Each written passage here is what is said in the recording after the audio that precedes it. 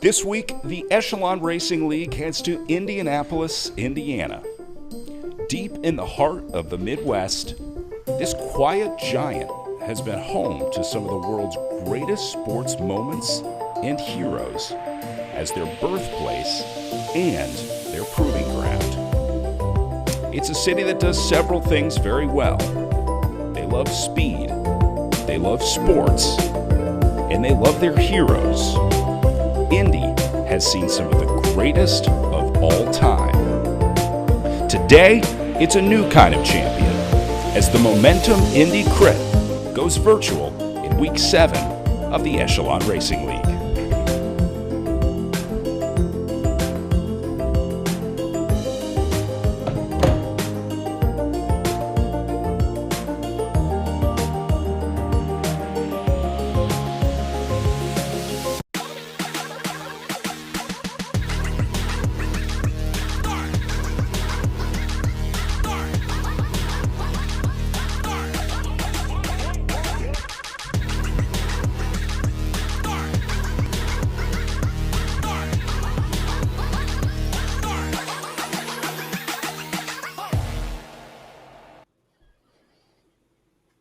And there they are, the riders getting ready for Week 7 of the Echelon Racing League as we head to Indianapolis, Indiana for the Momentum Indy weekend with the Indy Crit today. Brad Soner here with Frankie Andreu as we get ready for another week of virtual racing here. Frankie, it has been incredible to watch the growth of this league, the growth of these riders, and the growth of virtual racing over the last 6-12 months. It's really been incredible to see how things change. Let's get right into it, talking about where we're headed today in the Echelon Racing League for our course profile presented by Velo Viewer here.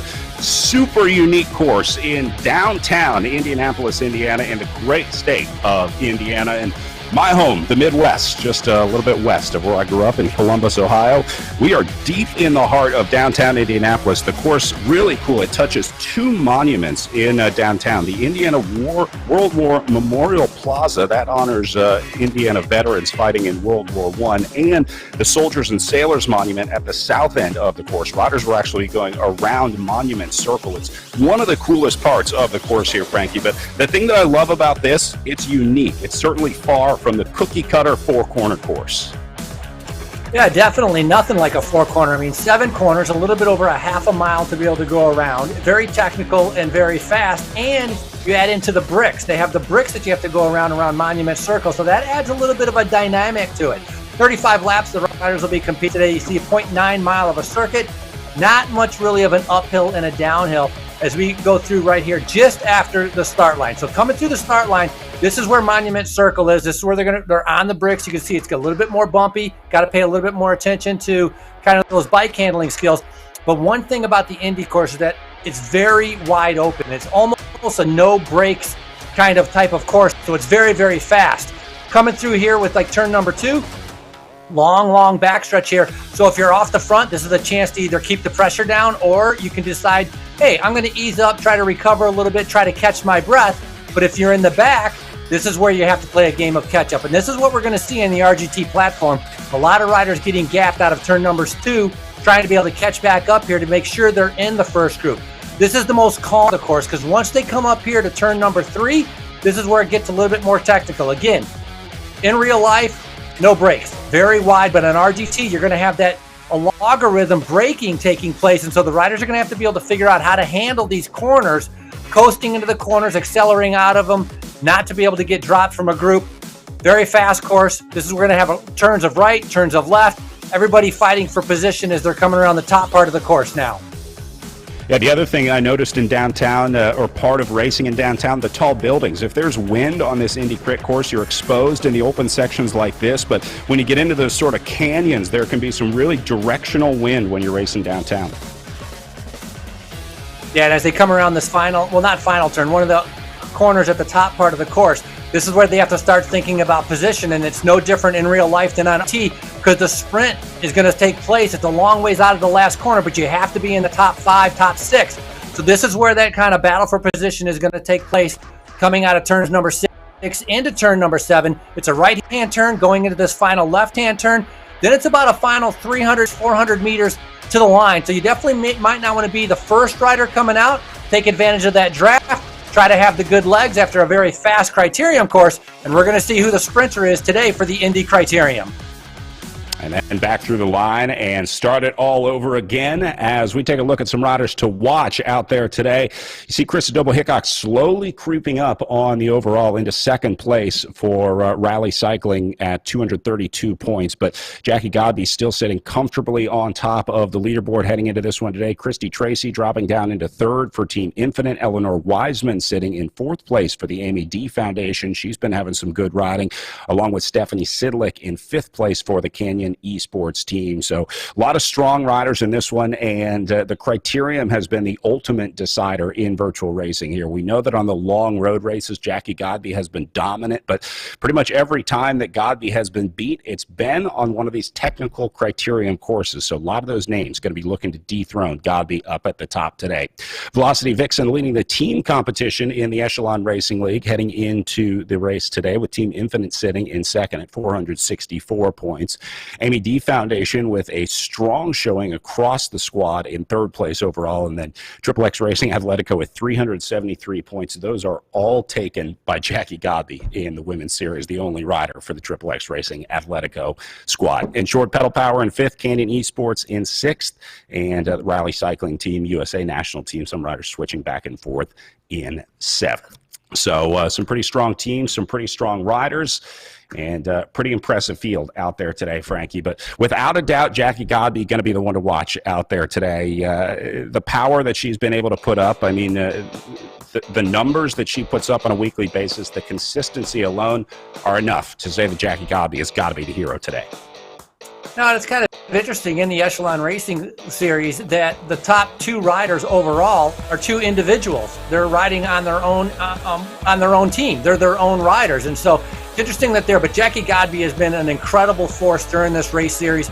She likes riding on the front. She puts it right at about 4 watts per kilogram and just tries to see who's going to be able to stay on her wheel. But what's been very impressive is on the uphill sprints, the flat sprints, she has the power to be able to compete against the sprinters, and she's also shown she has really good time trialing ability and is very strong in the road races.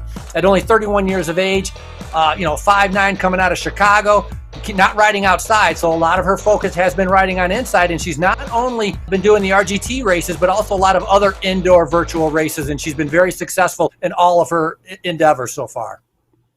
There is Godby warming up, getting ready in a familiar view that we have come to know well here in the Echelon Racing League. These were her numbers from last week at the Joe Martin stage race. They had a criterium there on the last day. This will probably be the most similar to that. If you look at all the courses that we've done this year in the Echelon Racing League, I think the course that we saw last week, 2 weeks ago actually, at the Joe Martin stage race is probably the most similar to what we're going to be seeing out there today. So I was trying to look at some of the power numbers, Frankie, trying to see where these races are won and lost. It's really about efficiency. It's not always the rider with the highest watts per kilogram that ends up winning the race. It's about the rider that's the most efficient out there. So we'll be watching Jackie Godby in that battle today as we are inside 1 minute to race start. Want to bring in our in real life race director as we welcome Jennifer Svar to the race broadcast. Jennifer, we are very close to getting started here today, but a few quick words from you. This has got to be exciting to see your first virtual Indy Crit about to kick off. It's very exciting. And that intro, I have to say, it almost made me teary-eyed just thinking about it and how we have this optimism and enthusiasm coming into 2021. So we're really excited that that Project Echelon could offer this, but the Indy Crit is really, really proud to be a part of this today, and hopefully we'll see everyone at our real race later this year. Well, it's hard not to be excited. This is such a cool course and such a cool race, and it strikes home for me because it's close to where I grew up in Columbus, Ohio. Everyone loves some good Midwest criterium racing, right, Frankie? As a Detroit guy, you got to have some love for the Midwest races. I used to go around all over the Midwest doing the criteriums, and so, I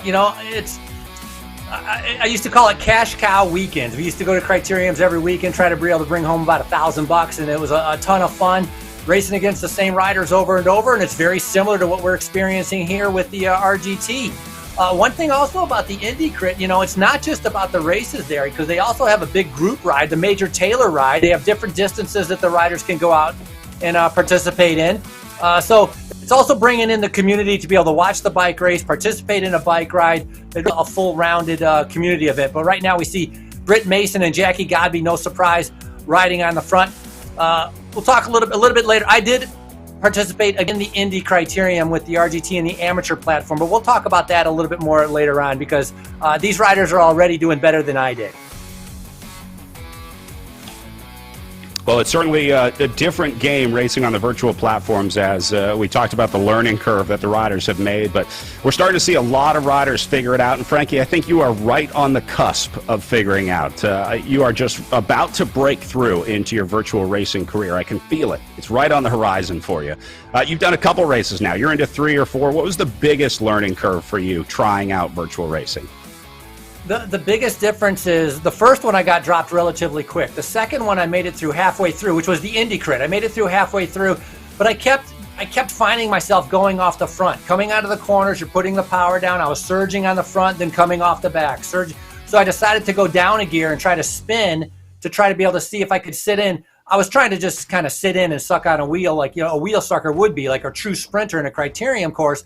But again, really what was amazing is the focus, and once you lose that focus a little bit of your positioning, I found myself 3 bike lengths, 4 bike lengths off the back. I tried coming back in, but once you're out of that draft, it was game over, and that's exactly the position I found myself in. And so for a lot of these races, it's about being very consistent with the power, but really not losing that position, because once you lose the draft, it's game over.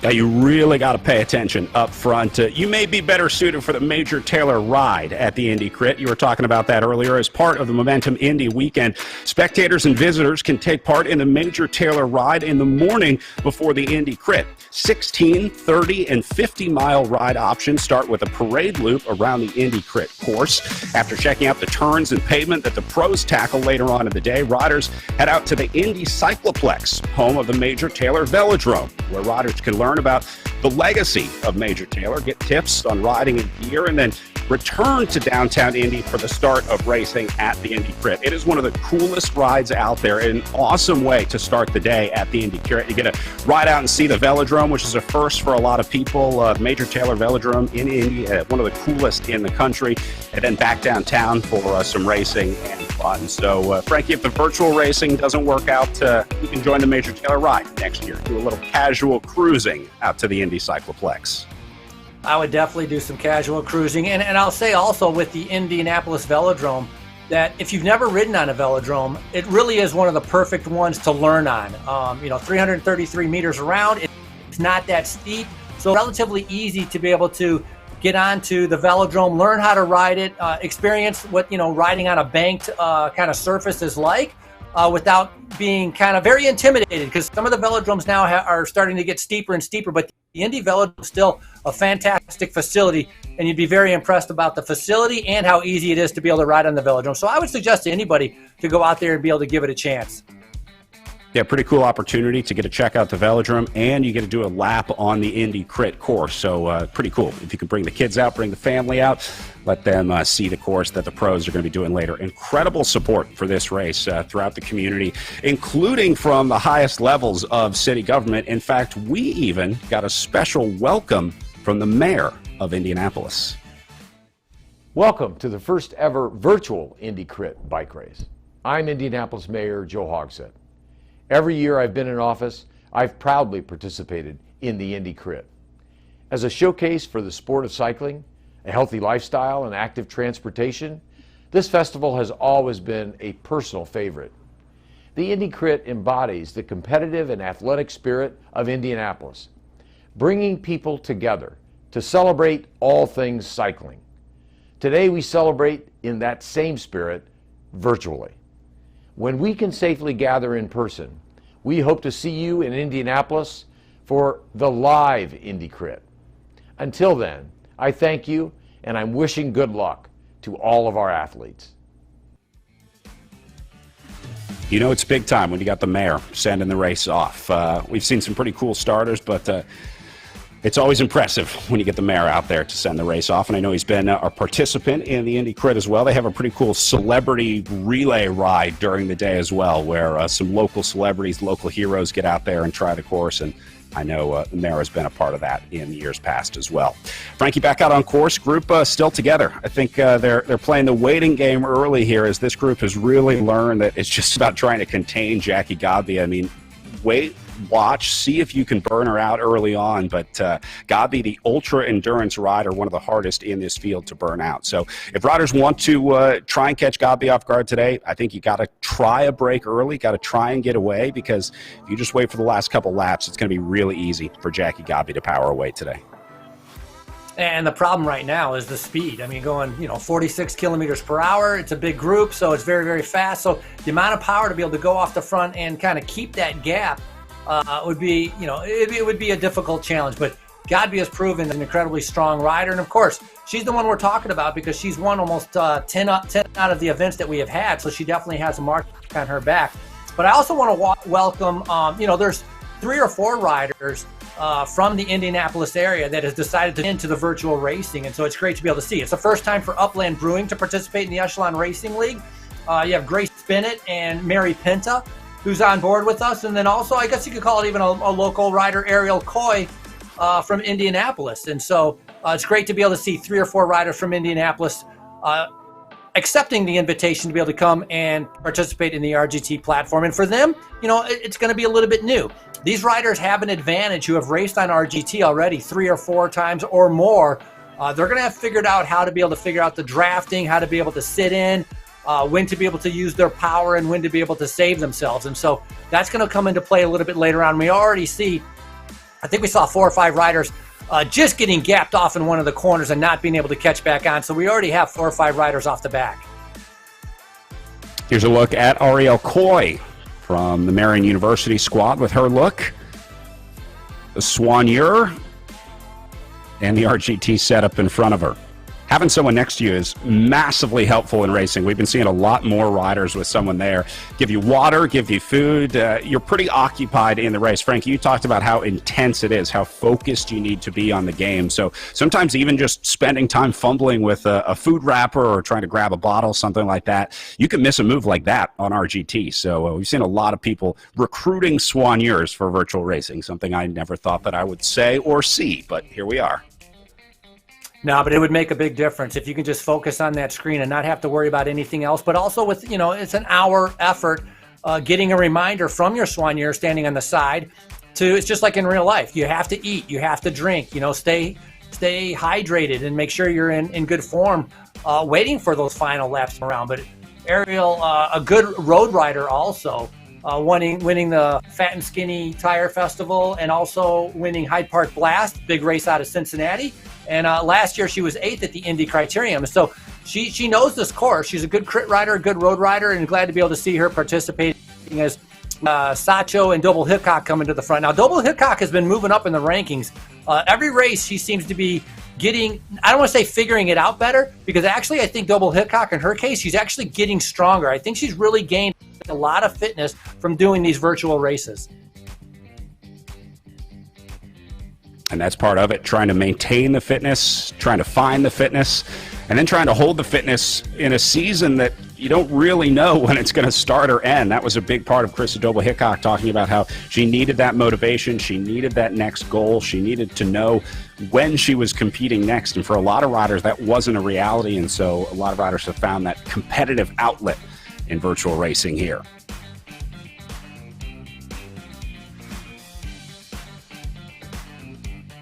There's a look at Double Hickok in her pain cave that we've come to know well. We saw last week Krista had her dad watching, got some bonus dad watts, and that got her a win, her first virtual win of the Echelon Racing League. Been racing with us since the start of the series and finally got the big W at the Joe Martin stage race. Yeah, she had 3 seconds before she was able to take that win at the Joe Martin road race. So, that was this will be her 3rd year with the professional cycling team Rally. A previous runner has gone into cycling, and she's a phenomenal climber. That really is her specialty.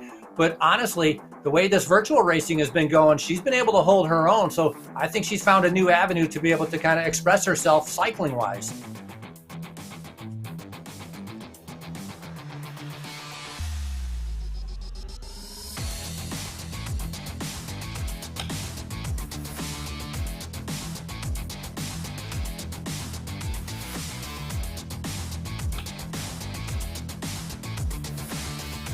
Godby still setting tempo up here at the front. You'll see a few riders kind of shooting off the front, like you see Coy here. A lot of times this is riders that are just figuring out the physics of the game. We talked about the importance of drafting in the group. The turns, Frankie, are also critical. And in a criterium like this, 7 corners on each lap, knowing how to handle those turns in RGT is going to be a big advantage for these riders. Yeah, because coming into the turn, depending on the speed that you're going, but at this speed at 42 kilometers per hour, the virtual platform applies a little bit of resistance. And so if you can know when that is going to take place, you can coast a little bit, recover like around this turn, and then start pedaling again when you're coming out of it. But it is a balance. And that's been the hard part for me to be able to figure out, as some of the better riders here who have done a little bit more of the events, they've got it dialed. They've got it nailed down, as we're taking a look at Jackie Godby. 366 watts, 300 watts, keeping it steady right now, 3.5 watts per kilogram. So that's a big effort, and part of the reason, Jackie Godby is riding like this is because the speed is so high still. 43 to 44 kilometers per hour. So riders are flying around this course right now. Only 11 minutes in, and it's nice to be able to see that we have a big group here still fighting it out. Yeah, a lot of riders surviving in this group. I think a larger group later than we've seen before. A lot of times this group gets split early on, as the riders set some pretty serious power numbers early on and kind of caused that first initial selection. But I think we're looking at 22 riders in this group, so good looking field surviving through the first about 15 minutes of racing here as they roll back under the Momentum Indy line.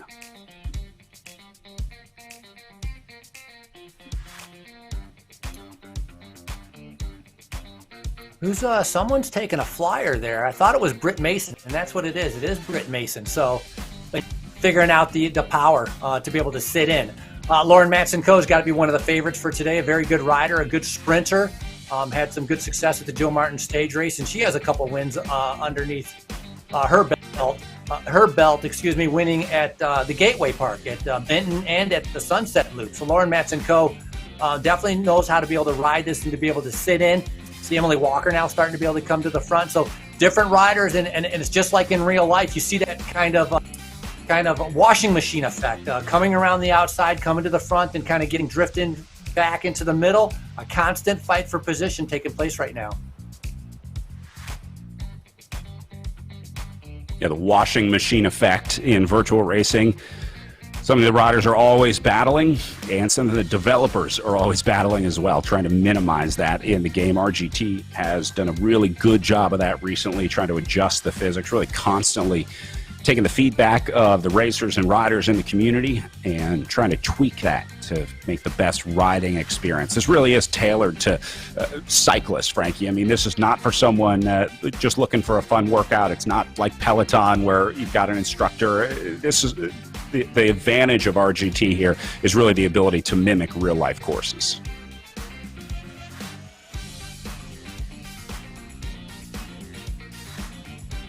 Look here at Britt Mason.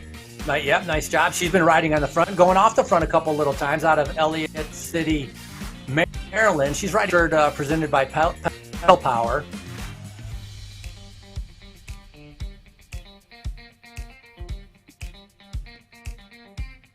Looks like that plant behind her needs a little bit of water, maybe.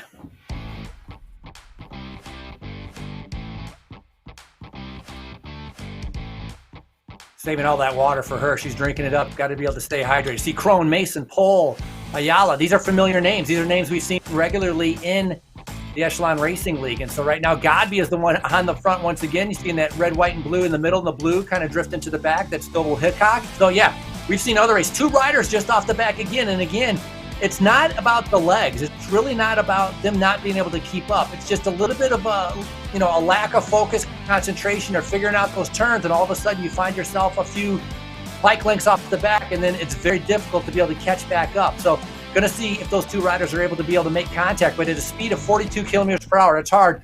And one thing I've noticed also on the left-hand side of the screen, think of a crit, like normally if you're sitting in, it's kind of easy to follow, but a lot of riders repeatedly having to go into the red. I mean, look at that right now.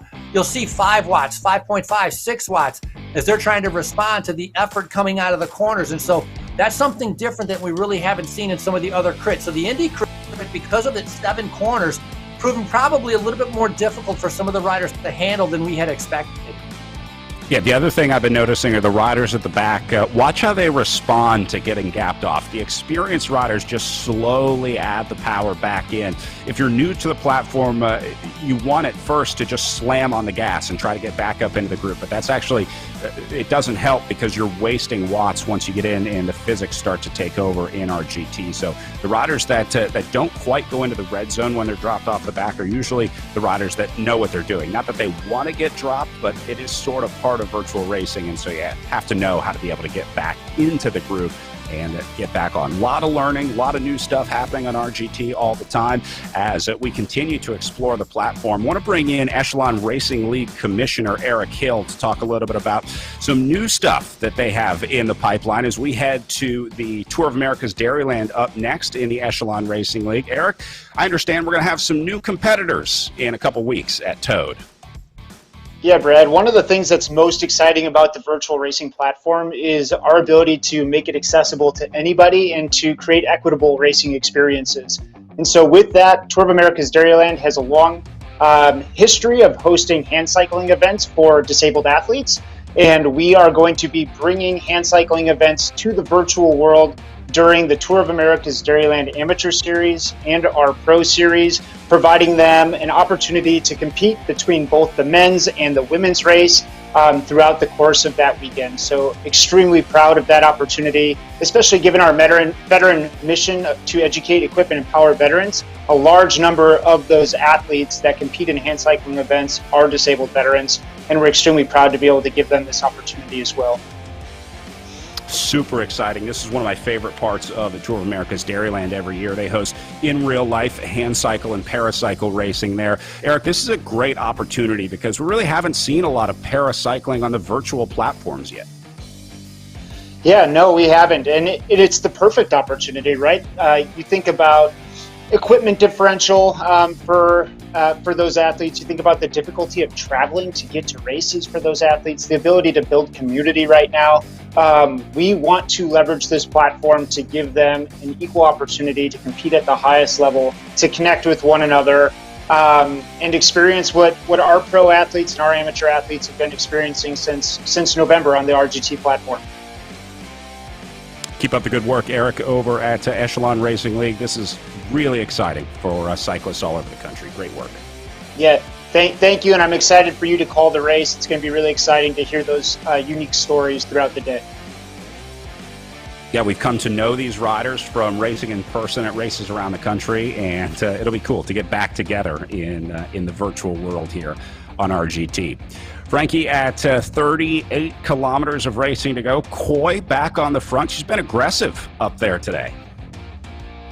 Yeah, Ariel Coy is not kind of hanging back for anyone. So obviously showing she's very comfortable with the speed and the power that's needed to be able to stay in this front group. Once again, I love, we've seen other races where, 6 riders have separated themselves over a couple little climbs or for whatever reason, and it's been a 6-rider race. This is fantastic that we have, I would say we have a good 15 to 20 riders in this front group, all kind of following each other's wheels and trying to, some riders are trying to sit in, they're trying to stay rested. But Brad, as you had mentioned many times, it's a rider that's going to be able to conserve. It's not going to be the biggest watts on the day or at the end of the day that's going to take the win here, because we see, again, a lot of riders coming out of the corner into the red. You can only do that so much. That's going to sap your energy. That's going to take a little bit out of you. And so it really is going to be the one that's able to be the most efficient here, that's going to be able to have those sprint legs for the course. Got to be able to watch out for Jacqueline Godby. I think Double Hickok will have it. Lauren Matson-Coe, Christy Tracy, some of the more powerful riders that we previous races should be here at the end. But I would love to be able to see a surprise winner, perhaps even somebody from Indianapolis who's coming onto the platform for the first time to be able to get a good result. Now it's shaping up that way, and this is great to be able to see. I don't know if we're allowed to cheer for riders or not, but I am all in on trying to get a local Indy rider across the line first today. That would be super cool to see, and it would just make things exciting, because in this women's race we have seen such a dominant performance from Jackie Godby over the last 6 weeks of racing. Seeing a new rider up at the front, it's a good opportunity. Good to see new names and faces on top of the podium, and I'm sure Jackie Godby would be more than happy to share some podium space with some new riders up on the top step. Well, Godby has really become one of the heroes of the Echelon Racing League over the last few months of racing. We talked about some of the heroes at the start of the show that have called Indy home, have really honed their skills in Indy. We talked about Major Taylor, but I also want to mention another guy, Reggie Miller, who has been a big cyclist, a new member of the USA Cycling Board. Reggie got his mural in Indy already. When you're dealing with a well-known figure, everyone knows that's not how he holds his mouth when he's shooting the ball, or that's not how he holds his hand. At one point, he looked like Cheryl. Most of them drive by and yell, "Boom baby," or "Reggie, Reggie, Reggie," or "You're really painting that?" It's not really about Reggie himself. It's kind of about the atmosphere at that time, especially during the finals. You know, everyone was just so excited. It didn't matter what color you were, it didn't matter what your occupation was. Everybody was just rooting for the Pacers. You know, brought Hoosiers together, I think.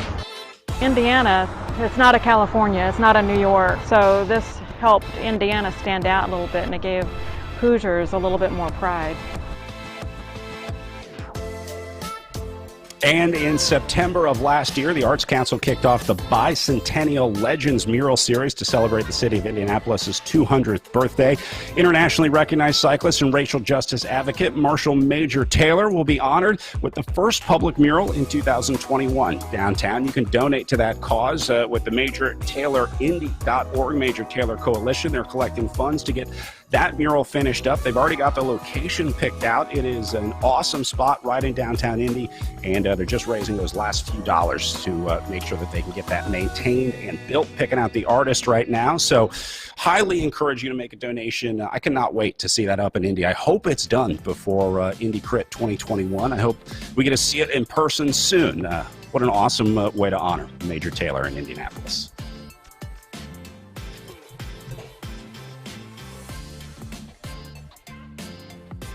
Well, things looking pretty similar here on the front of the group to the way we left them. Frankie, group still together. We had 22 riders at last check. I think all 22 are still in there. You see them working through some lap traffic in this group as well. The lap riders are allowed to get back into the group. That's one of the other differences between virtual racing and in real life racing. Lap riders don't pose any danger to the group going around, so they can leave the lap riders in as long as they want, and lap riders get to do the full distance of the race. They can get back into the group. They're scored a lap down, but same physics apply and everything for lap riders. So you might see a few new riders getting mixed in here. Those are probably lap riders that are getting picked up on the front and sitting in, trying to hang in there.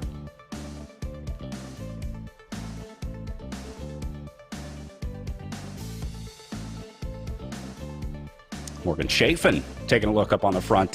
Chafin riding for the Velocity Vixen squad. This is one of the omnipresent teams in the Echelon Racing League. We see this squad all over the place in the purple and orange jerseys of the Velocity Vixen team. One of the more recognizable jerseys in the field, although I got to say, I think Canyon Esports there in purple and blue is probably the easiest to pick out in the group, the flashiest in the Echelon Racing League. That's exactly what I was thinking. That purple and blue from Canyon Esports really does stand out. It's very easy to be able to spot them. I got to say, insured, presented by Pedal Power. Also, you know, those light blue jerseys stand out pretty good. And Crystal Double Hickox with the red, white, and blue stands out pretty well. So a lot of these riders, you know, some of them have team could be able to play a little bit of a part a little bit later on if anybody's able to attack, but also keeping that speed a consistent pace. They might be able to use some of their teammates to be able to help set them up for a sprint. And I think that's going to be important coming into that final lap. Down that backstretch that we saw in our the camera view that we took at the beginning of the race, that backstretch is going to be critical leading in towards turns number 4 and 6, you know, to be able to get ready for that finish line. Yeah, this is probably a course where you can really use a teammate well in this scenario, or use teammates. Not every race having a team is going to help you, but if you can kind of control the speed of the group through some of the corners, you can get a teammate that can set tempo up on the front, like setting a false tempo when you have a rider up the road in the group. That's a huge advantage to riders if they're able to figure that out and get it dialed in on the platform, which is easier said than done, but teams are starting to figure it out. They are starting to figure out how to counteract attacks, how to counterattack when those moves come back, things like that. So it's been an evolution of racing tactics out there on RGT. All green across the board here, Frankie. You can see the power zones for the riders to the left of their names. There's also a colored bar below their names hovering above the avatar. Just a few riders going into the red zone. You see Britt Mason in the back there just trying to close that gap. But for the most part, looks like they're in a pretty comfortable zone right now. Yeah, relatively comfortable, coming up on a half hour of racing. Still got a little ways to go. So, the riders right now just trying to, again, you get kind of lulled into that sense of, hey, everything is going fine. I'm just going to like kind of cruise for a little bit. And that's where you kind of can catch yourself off the back and then find yourself in a little bit of trouble. And that's why we see some of those red numbers coming as we see Double Hickok, 6.1 watts per kilogram. Trying to see big power on the left-hand side in that red, white, and blue jersey, all of a sudden finding yourself all the way up to the front. So if you can balance it, just being able to middle, that is that efficiency that we were talking about. But nice to be able to still see this big group. Eleanor Weissman also, she's been doing a great ride out of Oakland, California for the Amy D Foundation. And also Ether Walker, we've seen her coming to the front, coming to the back, also a rider from Amy D Foundation out of California. So Amy D, with more than a few riders in this front group, really put together a great squad for the Indy Crit. Oh, look at this attack, almost it seemed like from Christy Tracy. Now, it was like right through that start-finish line. I mean, it almost looked like she was out of the saddle. 5 watts per kilogram, but immediately reeled back in. And that's something that, these riders have targets on their back. Godby goes, Tracy goes, and look, it's Godby bringing back Tracy. They're not going to let them get too big of a gap. But Tracy still with the power down, not wanting it to come down to a sprint. Love seeing this as Christy Tracy's on the attack right now. It was only a matter of time before somebody lifted the tempo, and it was Christy Tracy stepping on the gas just as they went through the line, almost like she had marked it. I know that we've seen Tracy with a whiteboard before with sort of her race strategy on it. I wonder if she had this one circled saying, if we make it through 20 minutes without anyone getting away, I'm going to try and hit the gas. I'm going to try and lift the tempo. But Tracy, the first one out of this group to attack. Well, Christy Tracy out of Austin, Texas. She works in finance, so she's a number gal, so she's going to know, kind of how to be able to work out those numbers with laps to go, time to go, power, being able to work all that out. And she knows what kind of numbers that Jackie Godby can be. So she's got to be able to figure out a way of being able to try to get a win. And you talked about Double Hickok taking her first win. Christy Tracy, with all the races that she's done, she won in Pattersburg, but that has been her only win in the Echelon Racing Series. So I'm sure she would like to be able to get a top step of the podium once again.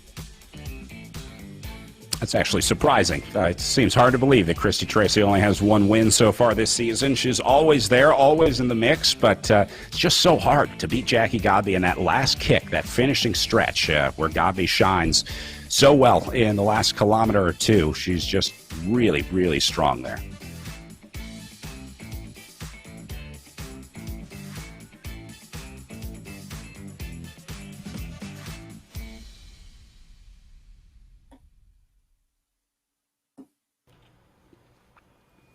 All right, time for some macro chef macro recipes here in the Echelon Racing League. These come from Marion University student and bike racer Spencer Miller, known on Instagram as the Macro Chef. He's also a bike racer at Marion University. He's built a massive following creating healthy recipes using his special protein powder blend to replace the desserts that he had to give up while training as a cyclist. These Reese's Blondie Brownie Bars use garbanzo beans and Macro Sup's chocolate brownie flavor to create protein-packed bars that actually taste good. Just add your favorite chocolate treat, bake, and enjoy. Spencer has tons more recipes on the Macro Chef Instagram and Facebook page. You can check them out there, and the winners of today's races are going to get some Macro Sup's products of their choice. They'll be able to sample whatever products they want. To know our winners from the Joe Martin stage race already got some. So it'll be interesting to see how they use their macro subs protein supplement. I know Jackie Godby, as the winner of the Joe Martin stage race, got some. She said they made red velvet cupcakes, I think was Jackie Godby's first recipe, but she was unable to get a picture because they disappeared immediately after coming out of the oven. But she did say that the Reese's Blondie Brownie bars were going to be the next try. So maybe she'll send us some, Frankie. Maybe she can box some of those up and ship us some Reese's Blondie Brownie bars. I screwed it up the first time, so now I just have to keep saying it to make myself feel better about Reese's Blondie Brownie bars from the Macro Chef. This is really cool stuff. Sort of a custom mix of protein. It's made for baking, made for cooking, so you can make a lot of cool stuff. They look good. I mean, that looked delicious. So it'd be very interesting to see how they taste. Maybe sometime we'll be able to figure it out. I was just talking about Esther Walker out of San Diego, California, finds herself off the front. We were just talking about the Amy D Foundation having a good team. And so right now on the attack, but look how fast the group can close down a gap. And this really blows my mind every time.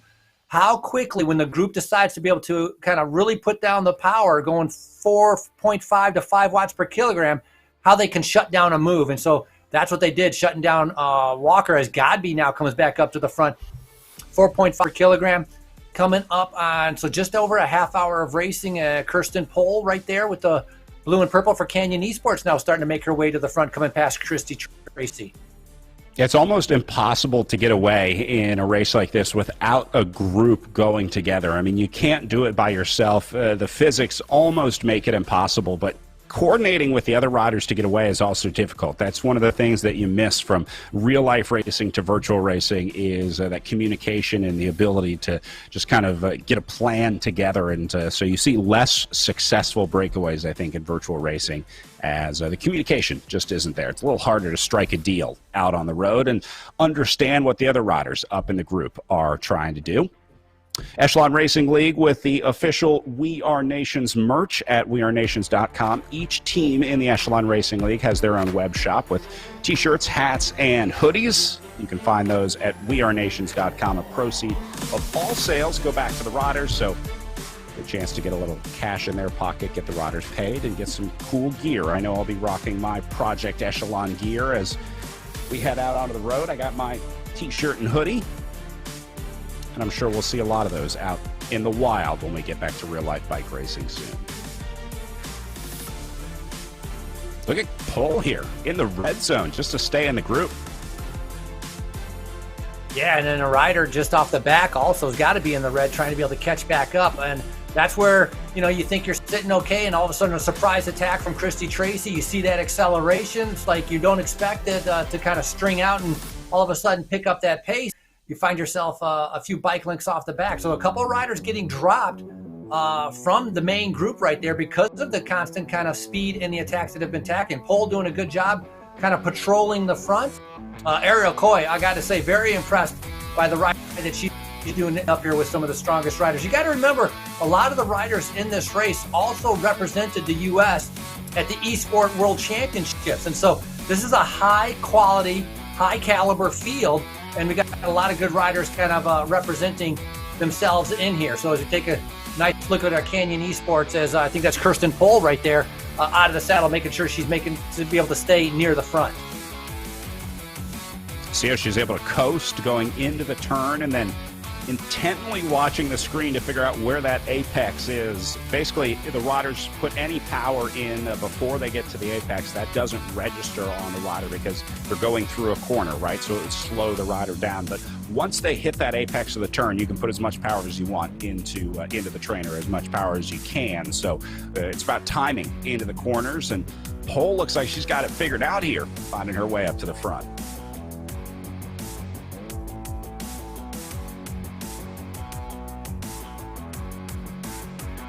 Yeah, the German rider, 33 years old.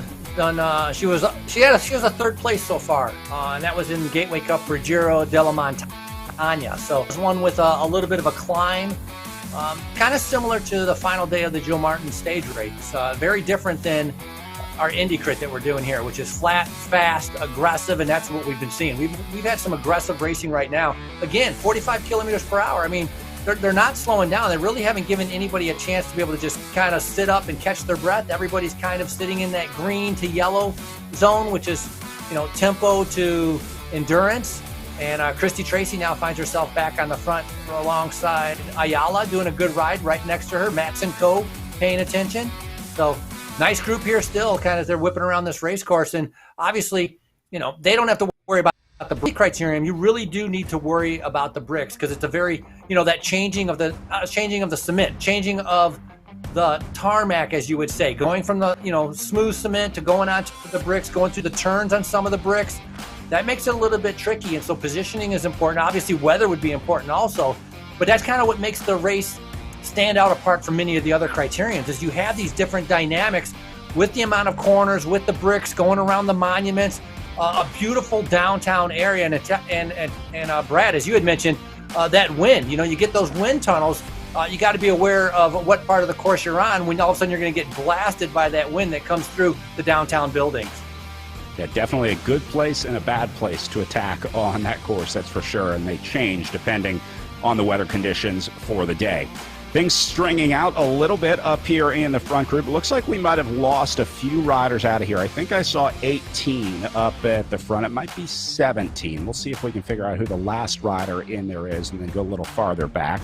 So this is going to be 18th and 19th. So yeah, that means 17 up front. This will be McGregor and Crone back in 18th and 19th. Nice job by these two Velocity Vixen riders riding together. Look at this, Frankie, lockstep back here.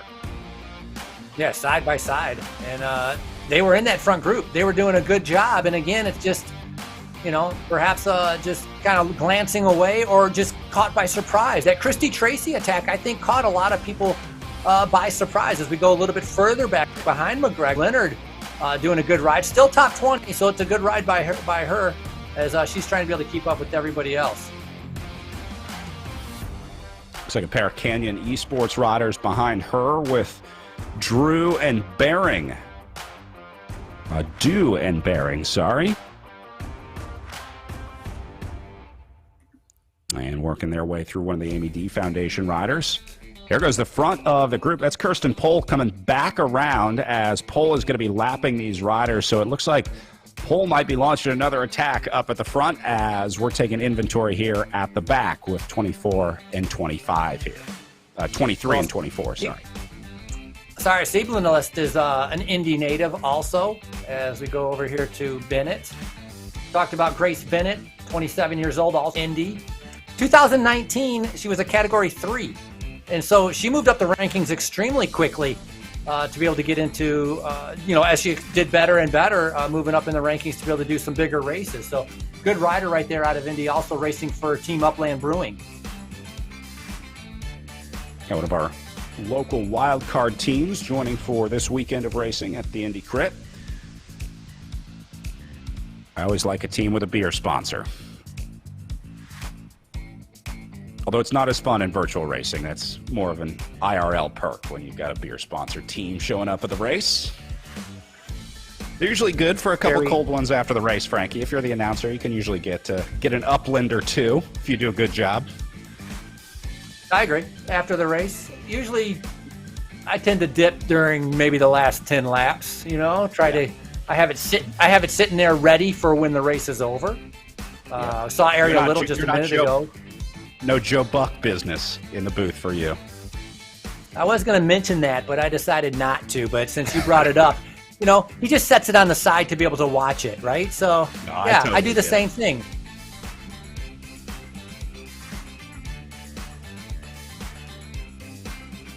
Nice group here is first, so Zoe Satcha was on the front, and now look at how it's getting strung out. Speed still hovering right at around 42, and you can see that fight for position, trying to be near the front. All of a sudden it starts stringing out. It means you get a little bit further back in the group. That means very, very important. You have to be able to stay on that wheel. You can't let a gap open up, so you got to put down that power, and we're seeing that. See some of those red numbers. They just pop up every once in a while, and that's riders making sure that they're coming out of that turn, accelerating with that front group to be able to stay in the draft as Doble Hickok now comes up to the front. Ariel Coy, again, doing a fantastic ride. Races for Marian University also. She won the Cardinal time trial. And we talked about her getting that 8th in the Indy Criterium last year. Nice to be able to see. You mentioned about 17 riders, as I think McGregor was the first one that is off the back in the chase by herself right now, just off the back of this main group.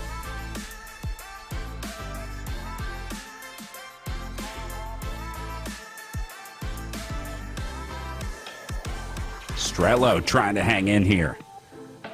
Now, this is what I was talking about earlier, not overcompensating to get back into the group. You see, she just briefly spent time in the red zone and then immediately backed off into the green zone. Even though she wasn't quite there yet, she knew that the momentum of the game would carry her up there. So Strello doing a nice job here, trying to hang in. But the corners make it so difficult to get it right. So falling off is one thing. Falling off in a corner is 10 times as tough to get back in.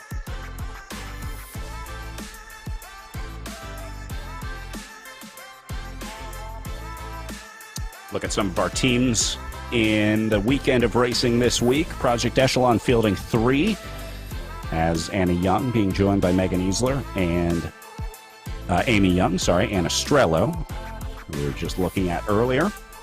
Amy D Foundation with 4. Ariel Little, Esther Walker, Claudia Ferreira, and Eleanor Wiseman. Wiseman has been a strong contender in the Echelon Racing League over the last few weeks. Canyon Esports with 5 this week. We've been following Kirsten Pohl on the front. Stephanie Sidlick, the new signing this year for Canyon Esports, moving from Velocity Vixen to that squad. And then the insured pedal power squad with 3. Britt Mason, Laura Matson Co., a stage winner here at the Echelon Racing League, and Heather Patton. Team Infinite with just 2, Christy Tracy and Claire Cameron. Although Tracy doesn't need much help. And then the Velocity Vixen squad rolling 6 deep this weekend with Bonacisi, Noble, McGregor, Crone, Chafin, and Ayala in the orange and purple kits. There's a good look at the Velocity Vixen group there, with Ayala heading to the front. And then the local squads, Bissell ABG Giant with Pionic and Penta, and the Upland Brewing women's cycling team fielding Grace Bennett and Sierra Siebelst.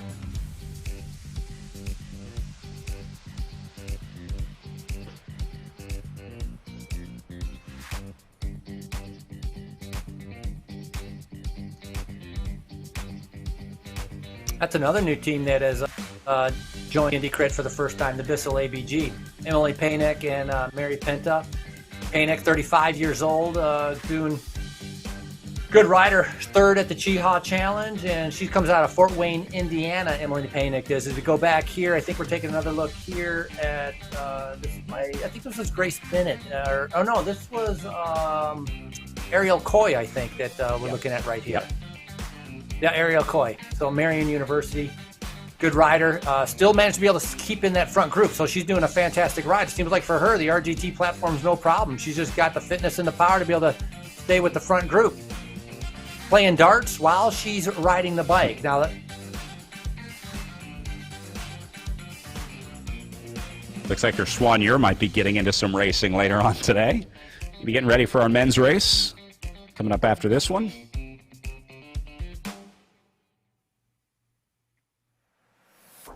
This is one of the more unique camera angles that we've gotten as well over the last few weeks of racing. We've seen some good ones. We've seen some bad ones. I don't know that we've gotten many over-the-shoulder shots. I kind of like it, though. I kind of like being able to see what's on her screen, sort of what she's looking at.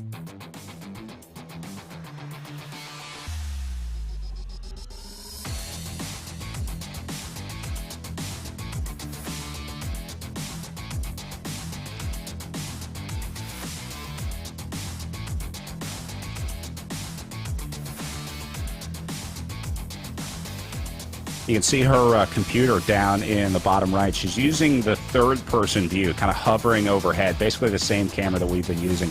We just put up the first-person view in the top left of the screen. This is the view that most riders have tended to use in racing because it sort of blocks out some outside information that they don't need. Riders were overcompensating when they were able to see the group around them. They would see a rider at the back start to move forward, and then they would lift the tempo. So a lot of riders have been switching to this first-person view to try and focus a little bit, to stay in the group a little bit better and keep your focus on the riders in front of you. Maybe that was your problem, Frankie. Maybe you just need to change your view for the amateur races. It's a good advice, because I think it can help modulate that power that you put out in where you are in the group. Because when you see your 15 guys back, you think you got to put out a ton of power, and all of a sudden you're flying by everybody and you find yourself on the front. And so I'm going to try that next time for the next races. So to go first person view and see how that works out. So I look forward to the next races because it's fun to do. The courses are really cool. It's fun to do. Great turnouts too. There's a lot of riders out there. I mean, I'm not even doing the A's. I'm doing the B group, excuse me, or the Cat 2 as they call it, doing the Cat 2s. And I still got 55 riders on the start line. And so I think the popularity of this is continuing to grow, and it's great to be able to see riders experimenting and trying something new and something different. And you know what? And I think that's part of the excitement, is that you're not used to it. It's something new. And all of a sudden you find yourself having a good time wanting to do the next ones and the next one. As you can see, Tour of America's Dairyland coming up next for the amateur event, March 6th and 7th. Yeah, 4 categories of racing in the amateur series, so riders of all skill levels have a chance to try, even if you've never raced in virtual racing platform before. Give it a shot. RGT is free to download, free to race, and the amateur series are free to enter as well at echelonracingleague.com. So it's been cool seeing more and more riders taking part in that too, and watching riders progress through the ranks. You start as a category 4, then a 3, 2, 1. It's like watching that rider that gets to category 3 in one season. That rider that just gets into racing and then they're cat 3 before you know it. There have been some virtual racing standouts as well that have sort of come up through the amateur ranks into the pro fields. I know we talked last week about Matt in Maine, who won the amateur race, got into the pro race. The top 10 riders from the amateur A race each week get a free entry into the pro race. And then Maine won a pro race. So it just goes to show you might be the next great virtual racing star. But you got to give it a shot first. So join us for our next amateur series at the Tour of America's Dairyland. Toad's got some cool courses too, Frankie. I'm looking forward to those. The atmosphere at Toad, I know you get a chance to get up there every year. Some of the best criterium racing, not just in the country, but I would say in the world. It's a ton of fun, Tour of America's Dairyland, and it's great for the riders because you're coming in, it's not just one day. And that's a great thing about the Indy Criterium also. It's 2 days of racing, Mass Avenue and the Indy Criterium. So you're not just coming in for 1 day of races. You have 2 races, kind of makes it a full weekend. So, that helps out the riders with, their travel costs, and being able to kind of compete for 2 days of racing makes it a little bit more fun. If you made a mistake the first day, you make up for it on the second day. Or if you won the first day, then you're trying to repeat that on the second day. And so, Mass Avenue and the Indy Crit, perfect combination for any of the riders that travel in from out of town to participate in, a great bike race. And, at the same time, with the way the races are, you can go on the casual ride, the Major Taylor ride. You mentioned, the 3 rides at like 15 miles, 30 miles, and 50 miles. So, you could bring your wife, you can bring your kids, they can go do the casual ride. You can focus on the super competitive bike racing, a little bit of something for everybody.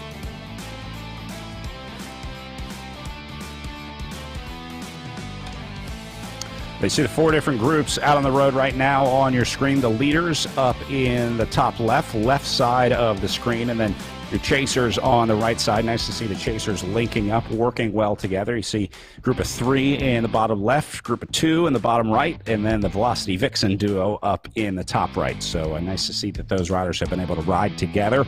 That's tough to do in itself, riding with a group on RGT and staying with a group. So nice job by these riders. They can also communicate through chat. There's a text chat in the game where a lot of times the riders will be able to chat a little bit as they work their way through the end of the race. Let's bring Jennifer Spar back in, our race director from the Indy Crit. Jennifer, we were talking about 2 days of racing. I understand you guys are kind of rebranding, bringing this all under one name for the weekend of racing. Yeah, so our board, we're a 501c3 nonprofit, and our board, we've been going through this kind of visioning of what we can be. And when we acquired the Mass Ave Crit back in 2019, it really gave us the opportunity to put these 2 great races in one weekend. And you know, and we have a lot of momentum. So what better name than Momentum Indy for the Indy Crit and Mass Ave Crit? And that'll encompass the rides, the races, the festivities, all the activities that go around the bike race. Momentum Indy is more than just a couple crits. It sounds like you guys got a lot going on over the weekend. Yeah, I think the really cool thing about what we do is the Mass Ave Crit is like this. It's in a really cool area of the city with all these bars and restaurants and shops. So it's kind of that nightlife, fun, rowdy, kind of race in an urban setting. And then just a few blocks away is the Indy Crit course, and it's very iconic and family friendly. We have this huge kids zone where families can let the kids play and do all kinds of activities all day long. So it's just like, the Indy Crit is the family fun day. The Mass Ave Crit is like the edgier of the two. And we brought them together, and it's a really awesome weekend in Indianapolis. Can't wait to get back to it in person, hopefully in 2021. Jennifer, thank you so much. I know we're going to be keeping our fans updated on the progress of Momentum Indy into 2021 as more information becomes available. We're all waiting on bated breath for the news that comes out, but we just don't know yet. So we're hoping for good news in 2021, but if not, I'm sure we'll be back in 2022. We are really pushing for late summer. We'll have a date soon. All right, fingers crossed. Thank you very much, Jennifer, and keep up the great work. We'll let you sit back and enjoy the finish here as we are just inside 16 kilometers away from riders hitting the line here. Frankie, we talked about the Major Taylor ride. We talked about the race. Indy is also home to the Indianapolis Cultural Trail. It's about a 2.5-hour tour. You can do an 8-mile cultural trail with discussions of the history of the trail, art featured along the trail, and it also takes you through the cultural districts along the way. You'll visit Mass Ave, the Wholesale District, Fountain Square. It goes through Market East, then down Indiana Avenue. You'll see the White River State Park Canal District, and then the Fletcher Place neighborhood before wrapping back up at the start of the trail. You can make your way back. So another one of the cool parts of the weekend in Indy. Another great reason to make the trip when this one gets back to racing in person. All right, so it sounds like we're getting down to it here at. Go ahead, Frankie. Sorry. No, I was going to say a lot of things for many people to do, but I can't believe, Jennifer mentioned the Kid Festival, Brad, and you didn't mention the bouncy house. I'm very surprised because you're the #1 fan of bouncy houses. We figured that out in the last races, remember? Yeah, we're working on some copyright stuff right now, so I didn't quite want to announce it yet. I'm waiting for my legal team to get that all sorted out. It's caught up with the T-shirt thing as well. It's a slow process, with COVID and everything. The courts are all tied up now, but yeah, I understand there is a bouncy house. I will be giving a full review once I get a chance to test that out at the next Indy Crit. So I'll let you know. I'll let you know how it is. But yeah, I'm writing that into my contract from now on. Every race I announce has got to have a bouncy house. Still waiting on the virtual bouncy house. The RGT bouncy house is TBD. I think my email got lost or bounced back or something. They never responded.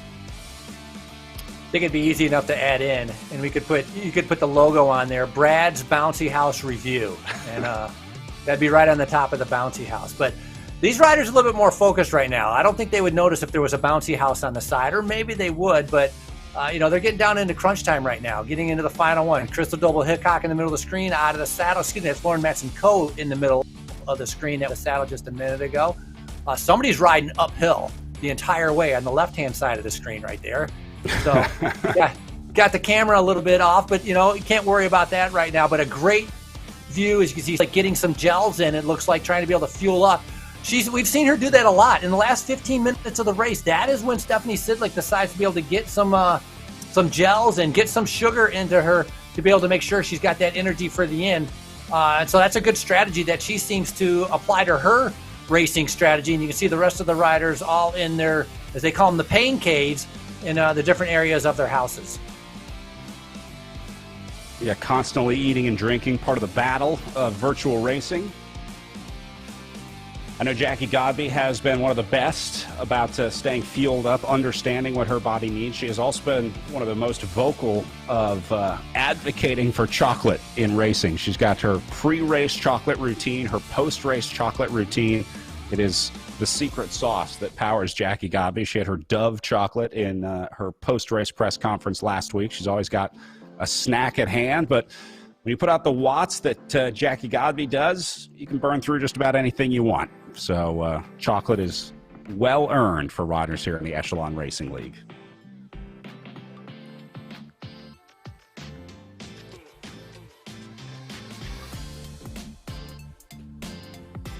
All right, showing 9 laps to go on the counter here as we're down to single digits. And this changes the racing a little bit, Frankie. The difference between racing on time versus racing with a set number of laps remaining. In the rider's mind, that changes a little bit. 20 minutes left of racing is a lot different than 5 laps left of racing as a bike racer. It's nice having the finite end, and so you know when that is. And so as long as it's still time, you're just waiting until laps to go. You're just kind of waiting to see, get the kilometers under you, get some of that time underneath you. But you're exactly right, Brad. I mean, once you turn into laps to go, they know exactly how to be able to gauge that effort. They've done enough laps around here where they kind of know where the tricky parts of the course are, where they might be able to take a flyer. And so now in their head, they're going to be thinking about, all right, when we're getting down to about 5 laps to go, maybe 3 laps to go, what section of the course do I want to try to attack? Or am I comfortable enough to be able to sit in and wait for this to come down to a massive field sprint? We've seen in the past with in real life with the Indy Criterium, Emily Ulrich, native out of Michigan, won in 2019 with a great attack, finishing just in front of Olivia Ray, who's a fantastic sprinter. She's just coming off of winning the New Zealand Criterium National Championships. And Regina Legg was in third. And 2018, a young sprinter, Faith Montral, won. Tabitha Sherwood was second. And in 2017, Madison Kelly took the win. So we've seen, flyers win the Indy Criterium. We've seen bunch sprints kind of with the sprinters taking the win at the Indy Criterium. And so virtually, we've seen in the past, a lot of times, it's very hard to be able to break away speeds at 45 kilometers per hour. We could see a group sprint, but a lot of these riders have seen how strong Lauren Matson-Coe is and how strong Jacqueline Godby is. They don't want to sit around. Maybe they're going to risk something. Maybe they might not get top 5, but they might risk everything to be able to win the race. Yeah, I'm looking at someone like Kirsten Pohl, maybe Krista Doble-Hickok, riders that are strong, but not sprinters. They don't have that finishing kick, so they're going to have to make their move a little earlier in the race, try and get away. So maybe Stephanie Sidlick tries to take a flyer here for the Canyon Esports squad, looking at here. But, I think at this point we're starting to figure out, Frankie, who the sprinters are and who the distance riders are, the non-sprinters, let's call them. Matson-Coe, probably one of the strongest finishers in this race. Jackie Godby can finish strong too, but she would much rather see it come down to a select group. So it'll be interesting to see if anyone tries to go here in the last 5-6 laps of racing here, as they're at 8 to go right now. Yeah, and Lauren Matson-Coe has out-sprinted Jacqueline Godby before. So I promise you that is in the back of Jacqueline Godby's mind. She knows that. And so, is Godby willing to be able to sit around and wait? Godby is so competitive. She loves winning, and she wants to. We saw at the Joe Martin and that final criterium, oh my goodness, out of the saddle, ripping the bike almost off the trainer as she was thrashing it, trying to be able to stay in front of Matson-Coe. And it came down to, if it could be a bike throw, it came down to a bike throw, but Godby took that win there. And so, does she want to be able to risk coming down to a sprint? But Sidlick, I think, would be a perfect example of somebody being able to take a flyer and going off the front. She had great form at Joe Martin stage race, had a little bit of a screen freeze on one of the stages, and that put her off the back of the group. So she was nowhere in the overall GC hunt, but all the other days where she didn't have the technical problems, she was in the final 7 riders. She was in that front group, as we have Jacqueline Godby on the top part of our screen and Christy Tracy in the lower portion of the screen. Both of them on time trial bikes. This seems to be what they're the most comfortable on. A lot of the other riders you'll see will be on road bikes, but for Godby and Tracy, pretty much this is what they grew up on. This is what they're comfortable with. They both are great triathletes. Tracy, very good at the long distance kind of triathlon type riding, 24-hour type time trialing. And so both of them very comfortable on these time trial bikes, and they've shown that they can perform just as well on a time trial bike as anybody can on a road bike. Jackie Godby on the TT bike has the aero bars, but we very rarely see Godby go into the aero bar position. Tracy, on the other hand, likes to get down into that low aero position. She likes to rest her forearms on those aero bars, but I don't think Godby has really used those aero bars in the center of her handlebars at all. I think she mostly is staying on the tops, the hoods. Sometimes maybe she goes into the middle, like sort of near the stem, but for the most part, she seems pretty comfortable out wide, whereas Christy Tracy likes to get tucked in a little bit. It's really just about comfort here. Obviously, aerodynamics indoors doesn't matter, but it does affect the amount of power that you're able to create, Frankie. The fit on the bike and the way that you sit, the position that you're in can affect the wattage that you're able to create. In addition to the breathing, by sitting up a little bit, you're opening up that rib cage, able to breathe a little bit better than being all cramped over in a tighter position, as we've seen Christy Tracy do sometimes. That group still have 17 riders, unbelievable. So this is all stuck together, as we saw just in the back there. Kirsten Pohl, Sacho still there. Christy Tracy and Godby are the two riders on the front. 17 riders really stuck like glue right now with 7 laps to go. Who's going to be the initiator? Will we see some of the teammates on some of the other teams take the initiative? We got to remember, Jackie Godby is by herself on Triple X Athletico. Crystal Doble Hickok, the first 2 riders overall in the Echelon Racing League, are by themselves on their own teams. The other riders in this group have some teammates, so maybe we'll take some flyers to be able to put some pressure on some of the other teams to be able to try to go for victory. So 17 riders now. This is a good group coming in with 7 laps to go right now. Yeah, that might be the best way to use teammates in RGT. I was talking about trying to cover moves earlier, but sending riders off the front and forcing the stars, riders like Jackie Godby or Christy Tracy, to chase is probably the best way that you can use a teammate, because it's a lot harder to use them tactically, let's say, but using them as a rabbit to force the other riders to chase is probably the most efficient way that you'd be able to use a rider late in the race like this. So good call, Frankie. I wouldn't be surprised to see a team with multiple riders trying to send someone off the front, like maybe a Velocity Vixen, an Amy D Foundation squad. They might be able to send some riders off here to try to get someone like Godby to force her to try to chase those riders down. I would wait till Nice like 3 laps to go. Yep.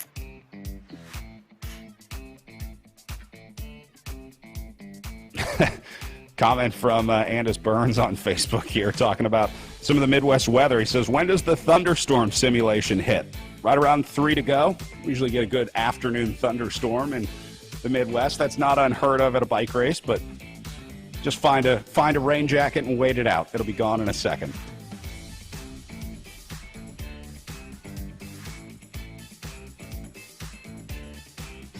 And I'm expecting the thunderstorm to hit with 3 laps to go in this race in the action of fireworks with riders taking off. And I agree.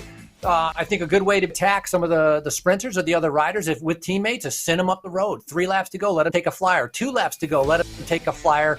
See if you can get Christy Tracy to chase. See if you can get Jacqueline Godby to chase. Even Lauren Matson Coe to be able to do some work, kind of counterattack, kind of do the 1-2 punch and see if that's a way to be able to wear them down coming into those final laps. So a lot of the riders right now still in the blues and the greens. We don't really see anybody in the orange and red. So looking very comfortable right now as they're coming around.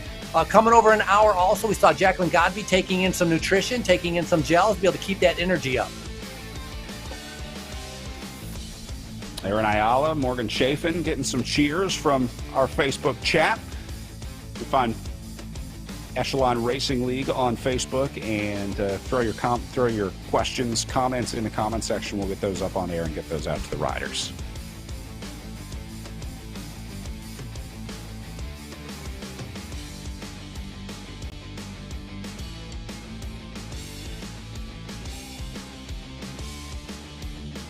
Well, we saw Morgan Chaffin.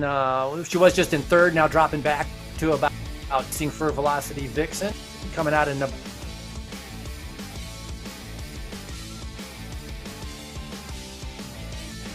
She has exercise science, so sure she knows how to be able to train, peak, hydrate, all those critical parts in doing well in real life or in the virtual world. It really does translate over in the preparation to be able to get ready for these races.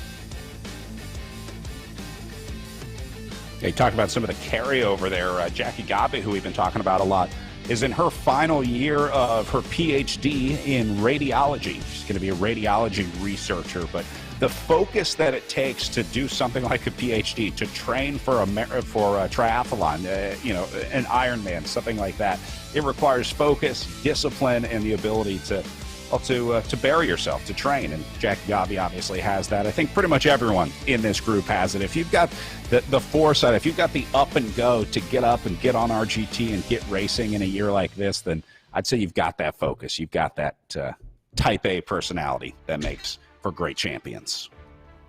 Yeah, many of these riders definitely know time management. They know how to be able to be successful in their work life, their family life, and obviously in their sporting life. And so time management is critical.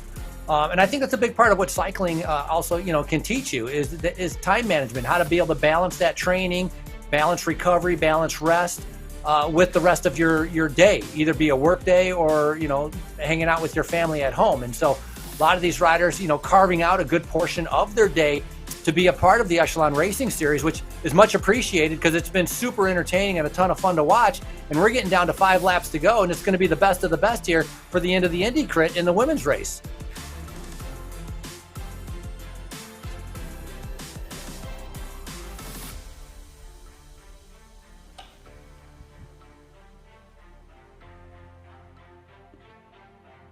Chaffin really showing her cards right now, putting a lot more time up near the front. We hadn't seen her near the front very much at all. As Strelau now, just kind of you're getting that washing kind of machine effect coming around the outside. Everybody moving up to the front and kind of drifting back towards the back. Still have a group of 17. This is pretty much how it's been the entire race. We haven't seen anybody with a chance to be able to break away. We've seen attacks, but we've seen nobody been able to establish a gap, and it's been the high speeds of over 40 kilometers per hour the entire time. Really has kept this group together. Everybody really realizing the different riders are not, and we see Canyon Esports 2 riders making sure they're at the front right now as they come up there.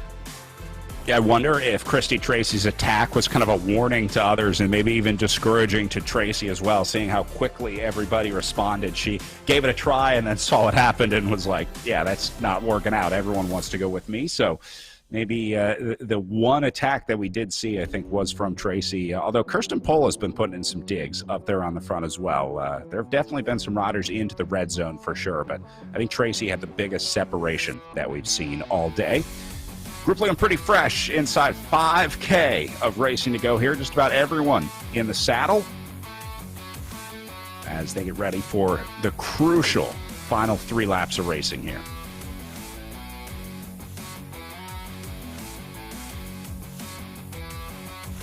And one thing I've noticed also with our 17 riders is as these laps have gone by, they've figured out a little on how to be able to be a little bit more efficient. We're not seeing the numbers as much go into the red, jumping in and around the corners, maybe every once in a while. But in the first part of the race, almost out of every corner, we saw a lot of red coming from those numbers, going up to 4.9 watts per kilogram, which is a pretty big effort for a lot of these riders. And so they've been able to figure out the criterion course as they get ready to lap a couple riders might be from insured pedal power that they're going by right there, as Pohl continues to just kind of sit in the middle, kind of waiting to be able to see what her next duty is going to be able to be. Christy Tracy staying on the front as Jackie Gabi comes back up to the front at about 4 watts per kilogram. Take a look at Kirsten Pohl, the German rider, doing a good job, just kind of, you can see breathing, focused, and again, it's always amazing that laser attention that they have on the computer screen, which is so important, and that's the way they're able to stay in the group and stay in the front. Yeah, see the way she coasted around the corner there, got a 0 on the power meter. She was able to stop pedaling for just a couple seconds, but that adds up in a criterium like this, Frank. You're talking about over an hour. If you can get those 5 or 6 rests every lap in there, that matters. That's going to add up at the end of the day today.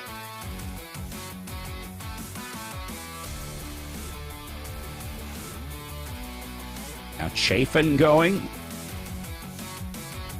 Oh, yeah, they're really lifting the tempo. Look at the power here. 4, 5, 6 riders in the red zone here. See Strello up in the orange on the front. Here comes Pohl again, putting Cameron in trouble at the back.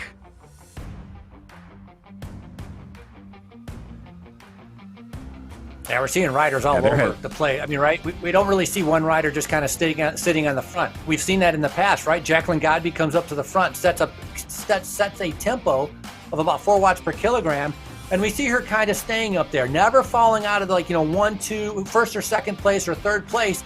Here we really see a big shuffling and a fight for position.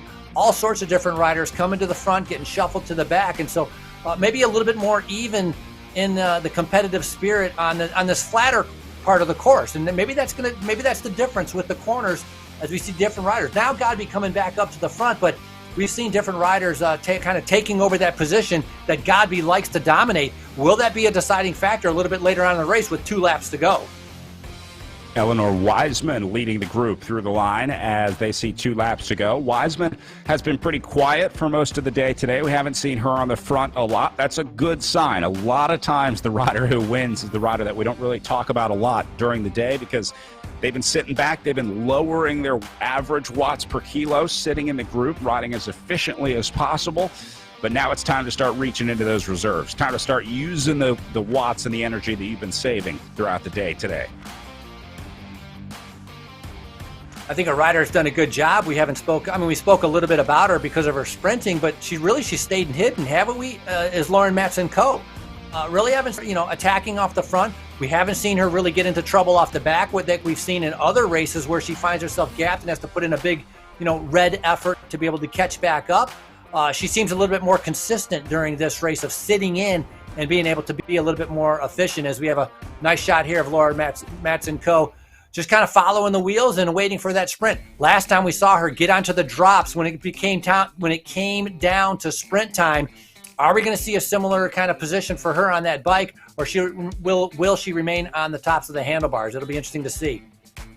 Yeah, Matson-Coe is a monster when it comes time to sprint. You were talking about her moving around on the bike last week. She puts some serious power out when it comes down to these short sprints. So Matson-Coe is, I think, probably my pick. If you had to pick a pure sprinter in this group, if you put these riders in a group of 20 and said, 1 out of 100 times who's going to take it, I think I would take Matson-Coe out of this group of 20, just based on past results, the way that she's been able to shine in the criteriums and shine in those finishing sprints. So we'll be keeping an eye on Laura Matson-Coe.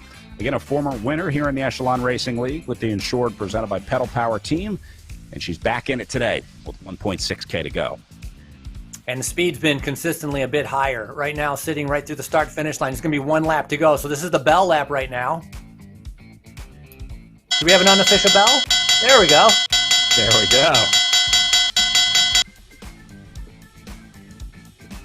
I like that. Our unofficial bell lap, official bell lap. 1 lap to go. Look at the speed, 47, 46 kilometers per hour. Like we talked about teammates taking a flyer. How do you do that when you're going that fast? That would take a huge effort to be able to even take a flyer right there. So speed is definitely picked up, and everybody's swarming to the front right now. Nice job by Cameron coming up to the front. The Canadian rider showing herself near the front, but really going to be a fight for position. They're on that backstretch right now of the course where there's no sitting up right now. It's about staying in the front to be able to keep that position, because you cannot win the sprint if you're starting from 8th or 9th position. It's just impossible. It's just like in real life. So that's why they're fighting right now, and that speed is going so high. Now you want to be near the front, but not at the front. The fine art of positioning in bike racing, positioning for that sprint and getting where you need to be. Look at the riders spread out across the road. See how it forms a little echelon across the road? The gaps are getting bigger and bigger. It's getting harder and harder for these riders to cover those gaps, and that's why you're seeing these riders surging up to the front as well, because the speeds are just changing so quickly. They just can't respond quick enough, and so that's lifting the overall speed here as well, as we head into the final lap of racing, or wrap up the final lap of racing, I should say. Did you just notice that Matson-Coe actually reaching down to tighten her shoes to make sure she's clipped in and strapped down to be able to get ready for this sprint? Double Hickok out of the saddle right now. Godby's just winding it up, making sure she's staying on the front. Matson-Coe out of the saddle right now. Coming down to, it looks like 300 meters, so we're coming down to the final sprint. Matson-Coe is out of the saddle right now. Emily Walker doing a good job. Look at Bonacisi coming up to the front, and Kirsten Pohl. We've seen a very active Kirsten Pohl throughout this race. Where's Matson-Coe and Godby right now is Emily Walker. Streelau, the finish just in front of them. It's a final mad dash to the line, as it looks like Ayala maybe was up there. No, Bearing. Man, riders all over the place. I couldn't see from that camera angle who took the win. Now, I have no idea from that camera angle, but what a sprint. That was a bunch gallop to the line. They were spread out 4, 5 wide across, and I think Coy got it.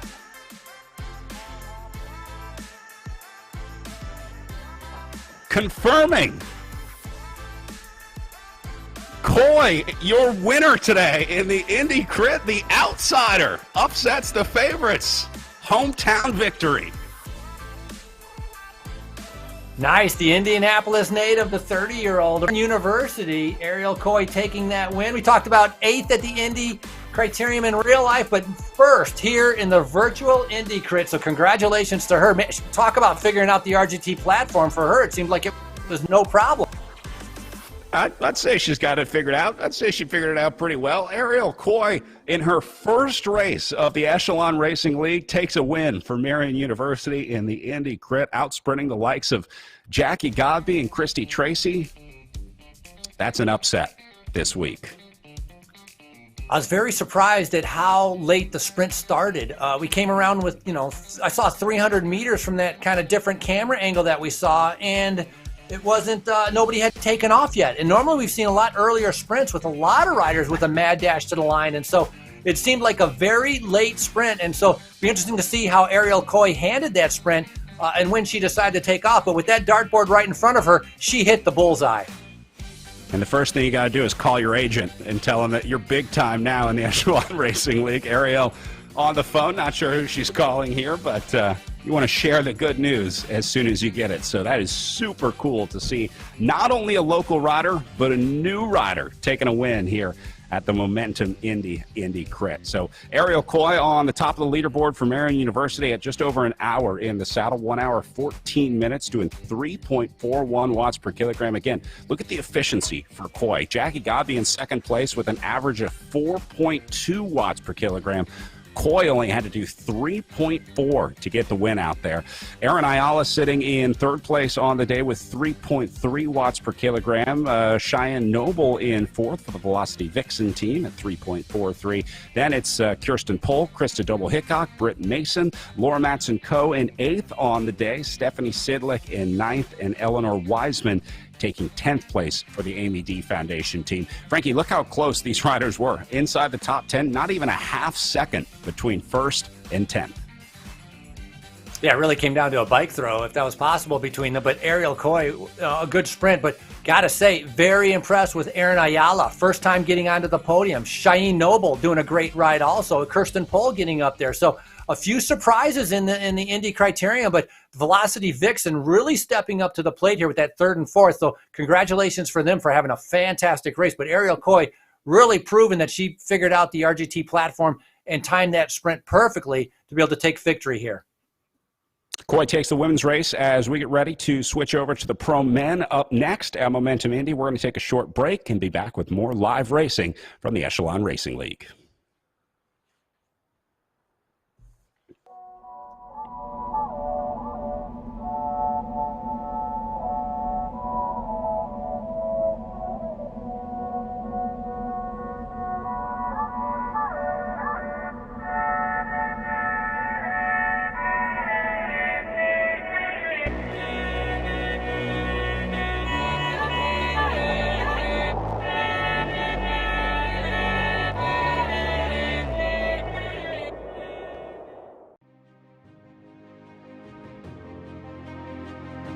The world is changing. I'm looking to do things better. To improve. Just because it's always been that way doesn't mean it's right. I embrace change. I seek adventure and discovery. I explore the unexplored. To know the unknown. Even in the toughest moments, we ride together. Even in the moments when we're at our limits. We support each other. It's time to move up a level. And push that little bit harder. Changes we make now will make the future better for all. The efforts we put in today Will pay dividends tomorrow. We all have the power to up the game. To build something better. It's not time to play. It's time to get real. It's time to be a game changer.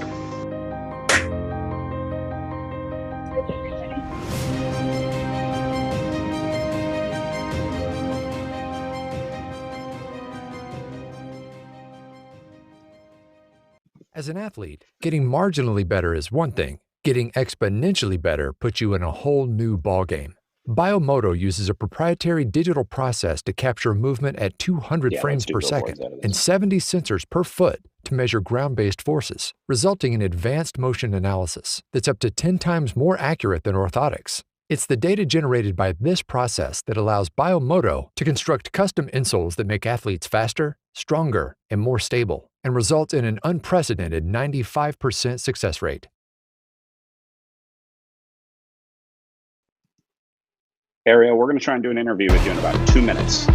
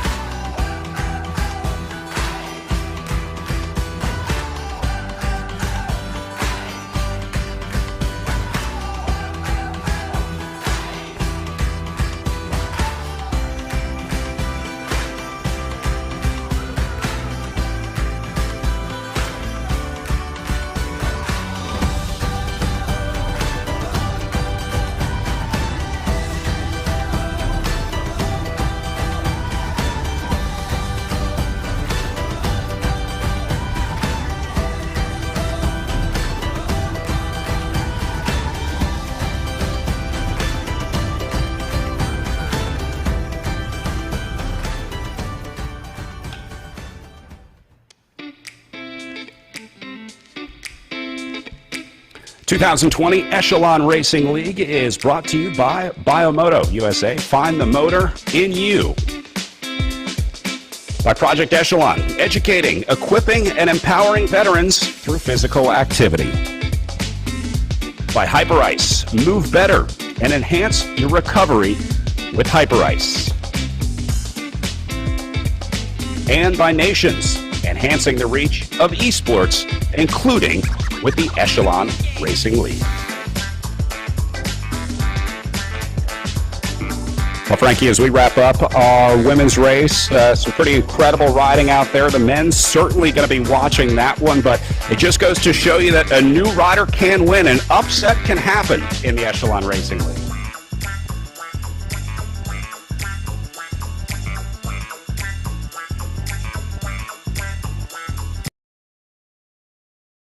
All right, we're going to see if we can join Ariel in our Zoom room. Looks like they're switching over from the women's race to the men's race. I'm not sure if we have audio. And Ariel, can you hear us? I can hear you guys. Sorry, I'm trying to get my husband on video.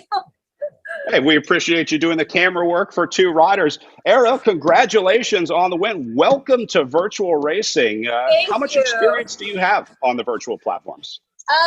Not much. That was my second time on RGT. I did start doing, my coach invited me to join his team for the Zwift World Racing League. And so I've been doing that, and that's kind of like my first actual like big racing with women, and it's been fun. But the RGT and Zwift platforms are very different. Obviously a cool opportunity to race at a somewhat hometown race for you. I'm sure you're missing the Momentum Indy weekend this year, but a nice replacement here on the virtual platform. Yeah, absolutely. I'm glad it was getting some notoriety, and people from probably across the nation who haven't heard of that race before were able to kind of jump in and get a feel for what it is virtually. But yeah, how realistic did you find the course? I mean, how close was it? How close was the effort to a real life race? Obviously, it's a different beast, but I mean, could you feel the course? Yes and no. You know, it's comparing apples to oranges between real life racing and virtual racing. Honestly, it didn't feel much like it at all, but it's so hard when you're not shoulder to shoulder with other riders. And something I do appreciate about the Zwift platform, though, is, or RGT, I'm sorry, is that it scrubs some wattage into corners. So it's a more real feel that I'm finding. So you actually get more moments of recovery in your legs. So I guess in that respect, it felt kind of like Indy Crit, some recovery into the corners and then surging out of corners. Well, congratulations. You made it look easy out there. So I guess you'll switch over to Swan Year mode now and enjoy your victory a little bit. Thanks so much. Thank you.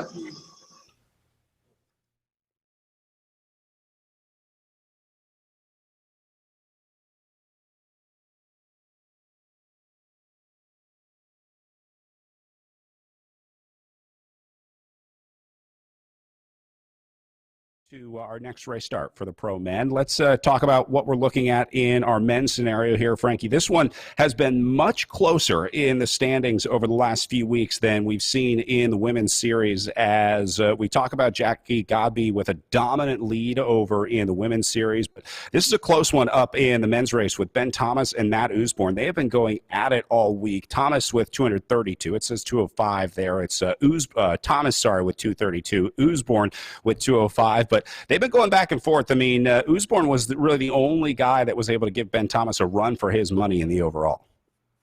Yeah, it's been a stiff competition between the two of them. I mean, Ben Thomas had the lead for a while, then Matt Usborne took it away, but an injury prevented Matt Usborne from riding in the Joe Martin stage race, so he wasn't able to pick up any points, and because of that, he lost that first spot in the overall racing league. So Ben Thomas now on top with 232 points. Charlie Velez coming on strong. He's been riding extremely well.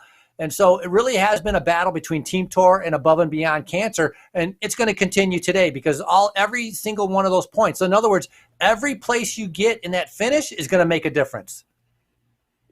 All right, here are your team standings with the Insured presented by Pedal Power team dominating with 532 points. They have had multiple riders get victories throughout the season here in the Echelon Racing League. So a comfortable lead up on top of the leaderboard over Team Tour 2000 presented by Callis with 425. Restart Racing also been consistent with multiple riders leading that squad over the last few weeks, sitting in third place. And then Draft Racing, we saw that. The team of Bruce Bird got a win a couple weeks ago in fourth, and then the Above and Beyond Cancer team, the squad of Matt Usborne, sitting in fifth place at 328 points in our men's series standings. So let's go back and take a look at our fellow viewer course profile here one more time as we go back to the Midwest, into the capital city of Indianapolis, and then straight into downtown Indy, where again this course is anchored by a pair of monuments. To the north, it's the Indiana World War Memorial Plaza, and then to the south, they'll race around Monument Circle, which houses the Soldiers and Sailors Monument. So, Frankie, 7 corners on this one. We talked about some of the unique parts of this course, but anything you noticed in the virtual racing from the women's race that you could point out on the map here? Well, going through the start-finish line, we saw that seemed to be an area where some of the riders decided to try to attack. We talked about the 7 corners. We definitely saw them coasting, accelerating. We saw some riders getting gapped off, losing that focus, not being able to pay attention to the corners and struggling and not being able to regain with the group. Men are going to be doing 35 laps. It's a little bit under a mile. And so it's technically a challenging course because of the turns, and we saw the high speed in the women. I expect that to be the same thing in the men, as Ben Thomas right now is taking over the lead. A fantastic rider, a former pro mountain biker. You can see 71 kilograms, so he's a lightweight, but he has managed to be able to figure out how to be able to do the virtual racing like no other. Very strong rider right now. And so Thomas in that overall lead looks to be able to continue his winning streak or be able to gain more points. Matt Usborne is back this week after taking a week off due to injury. He is back in racing now, so that Thomas Usborne battle will continue to unfold here in week 7 of the Echelon Racing League. All right, let's bring in our real-life race director, Jennifer Savar, as we get ready to send our men off for a week of racing. Jennifer, I'm feeling the Indy Crit vibe here. I feel like I'm really there. We've got the party, we've got the riders, now we just need the virtual bouncy house, which we're still working on. But this has been a lot of fun watching the response to this week of racing. You guys have a lot of champions that are really proud of what you guys have created there in Indy.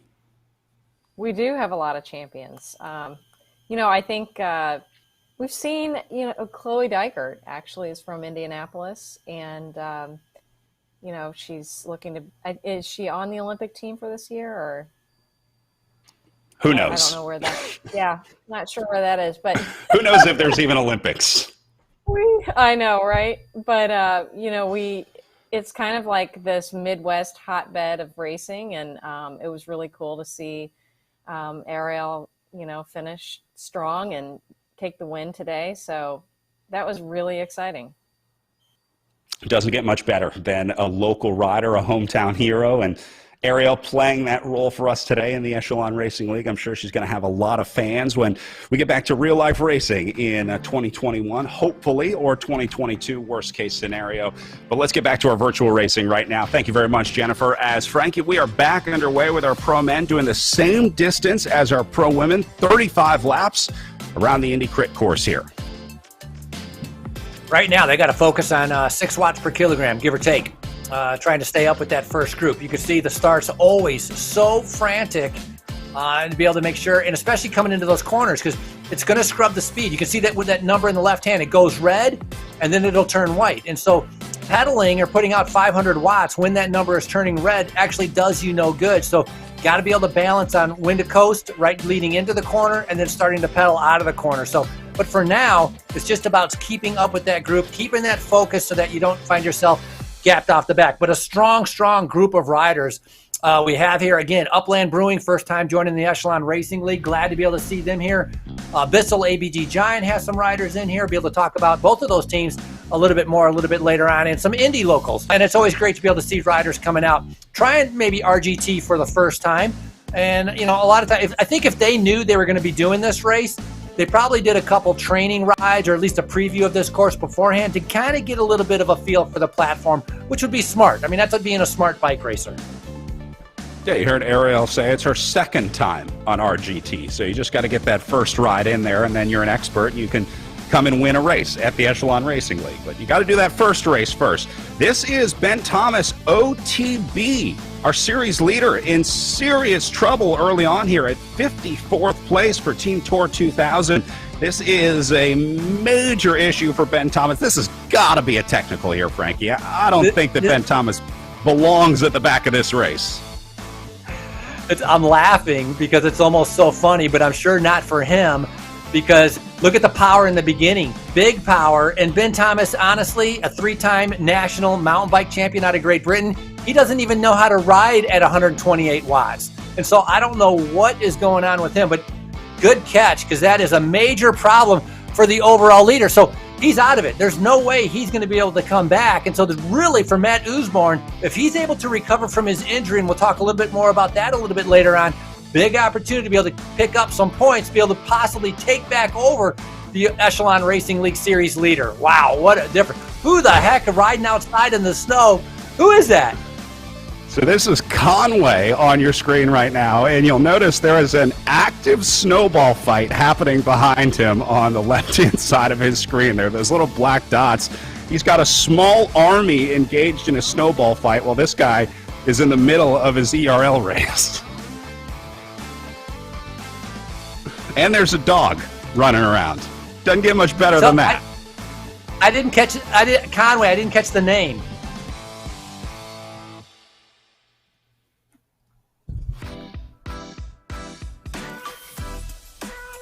Well, if you figure out look first like name, he last made it name. onto the start list today. Yeah, exactly. I don't see a Conway on my list, and so I'm not sure. Obviously, they ride in the snow. I'm curious where. I mean, is he in Indy? Is he an Indy local? I wonder where. I got this much snow in Detroit. I don't think he's from Detroit, but you know what? You want to talk about keeping that core temperature down? What a great way to be able to do it. Just go outside, set it up. As long as you can get your Wi-Fi, you're going to keep that core temperature down. So actually, as crazy as it looks, a pretty smart idea that we're seeing right now. Yeah, we see a lot of riders trying to get the right fan setup, trying to put fans everywhere all around them. A guy like Charlie Revel here, who has built a custom pain cave / streaming setup. I think he's got the best streaming setup for us. We get to see him from a couple angles. He's got the multicolor lights going. He's got the multi-screens. This guy has put some serious work into his pain cave. Not sure what the conditions are like outside where Charlie Revel is right now. I imagine it's pretty cold over in the UK right now. They measure in a different kind of degree, so it's impossible to know what the temperature is in Europe at any time because they don't use Fahrenheit, they use some other weird thing, so it's a mystery. Scientists are still trying to figure that out. Nobody knows what a centigrade is. Nobody knows what a Fahrenheit is either, so.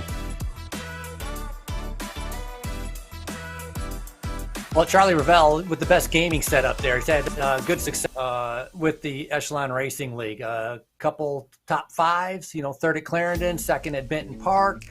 He's got that blue jersey. He's racing for Team Tour 2000. A bigger rider, 6'1", about 185 pounds. On this type of course, it's perfect. This is exactly what you want. On a Joe Martin uphill time trial, not exactly what you want. So perhaps Ravel is going to be able to find a result that he's, that top spot on the podium could come in here with the Indy criterion. See John Crane on the front. You see Simmons, Dubach, good group of riders right here. We saw our women dwindle down to about 17 riders. We're still here at about 38 riders in this front group. Obviously early on, only 5 minutes into the race, but a lot of riders doing a fantastic job to make sure that they stay in contact with that main peloton.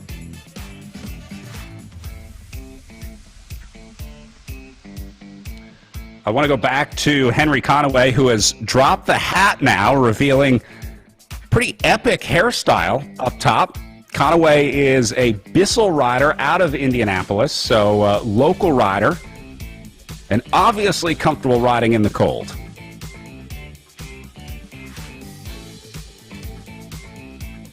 I was wondering how long he was going to keep the hat on, just because the amount of power that you're putting. I gotta say, it's the best visual that we've seen. They got skis on. Yeah, we know you're by the snow. We can see all the white behind you, but I love the best visual that we're having from any of the pain caves. I'll give him an A+ on his pain cave. 100%. This guy's got the best camera of the day by far. There's skiing, there's dogs, there's snowball fighting. All he needs is a bouncy house in his backyard, and he'll have the perfect setup.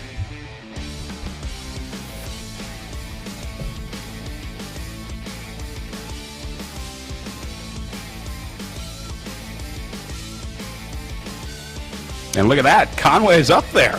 That's him right there in 6th place. We got him highlighted in the center of the group, so he's hanging tough. Maybe there is something to the local riders riding outside. Can you imagine, Frankie, if we had 2 new local riders take the wins this weekend and upset the favorites? How cool would that be? That would certainly speak to the strength of Indy riders, that's for sure.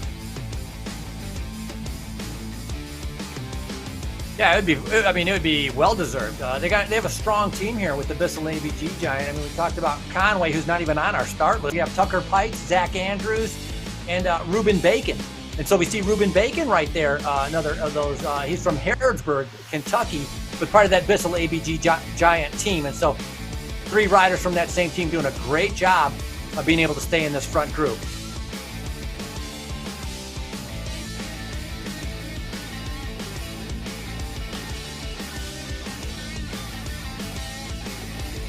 So Matt Usborne on the front right now, and he's an aggressive rider. Brad, I'll let you take us through the teams right now before we get into that. Yep.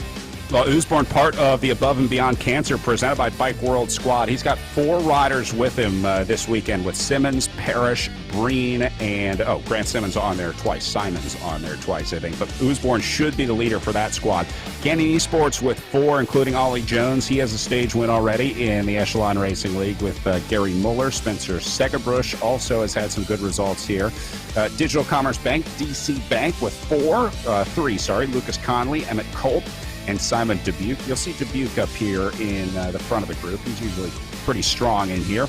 And then Insured, presented by Pedal Power, with Patrick Wally and Matt Main, 2 very strong riders. It's a small squad this week for Insured Pedal Power, but they got plenty of riders that should be able to mix it up. Hugh Dog Racing signing Charlie Velez this year, also adding Tom Watson, Emil Peter Sosnowski, and Ruslan Gadziev for the Hugh Dog Racing squad. That'll make up the 4 racing this weekend.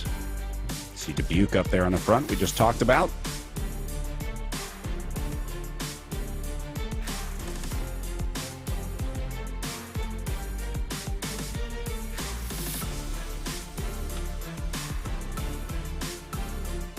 There's your three from Project Echelon: Conduit, Eric Hill, and Peter Olenichek.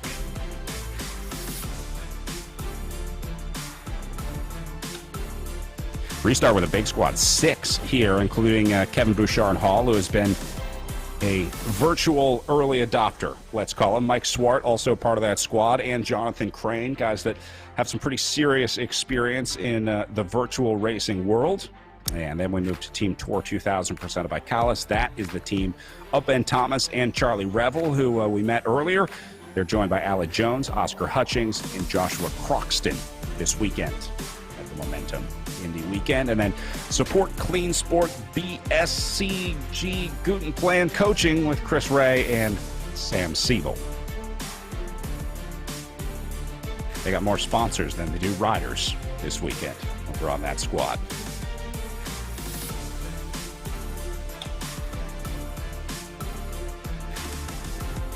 First Internet Bank, one of the local squads out of Indy, with Ryan Knapp, Johnny Purvis, Chris Uberti, and Tanner Ward. Those are 4 names that we know well from IRL Criterium Racing over the years and throughout the season.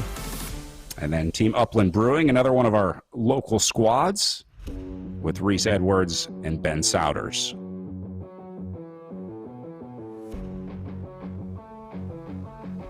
And Texas Roadhouse as well. They've got Eli House, Aaron Beebe, and Kyle Perry, who we're going to talk about a little bit later today. An interesting guy. He's got an interesting story, and racing this weekend with the Texas Roadhouse cycling team.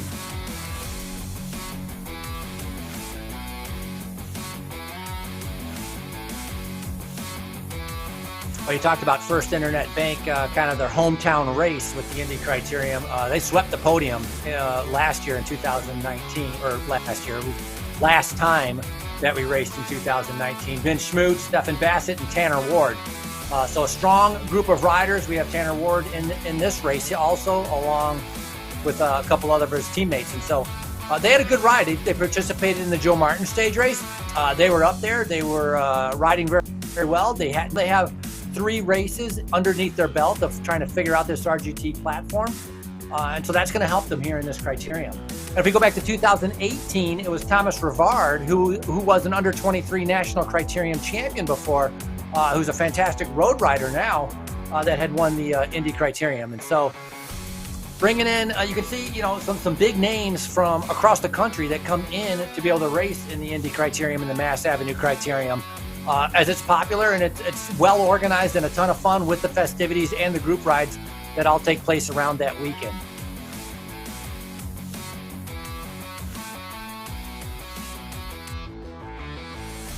Starting to see some of the familiar names of the league making their way up to the front. We saw Bruce Bird up there earlier, although constantly changing up at the front. You see Jonathan Crane maintaining his position up front. There's Simon Dubuque. I told you you'd see him at the front pretty soon. I think that's Chris Ray moving up the left side in the Neon Support Clean Sport Guten Plan Coaching Sea-Sucker team. There's Melville pushing hard here as well.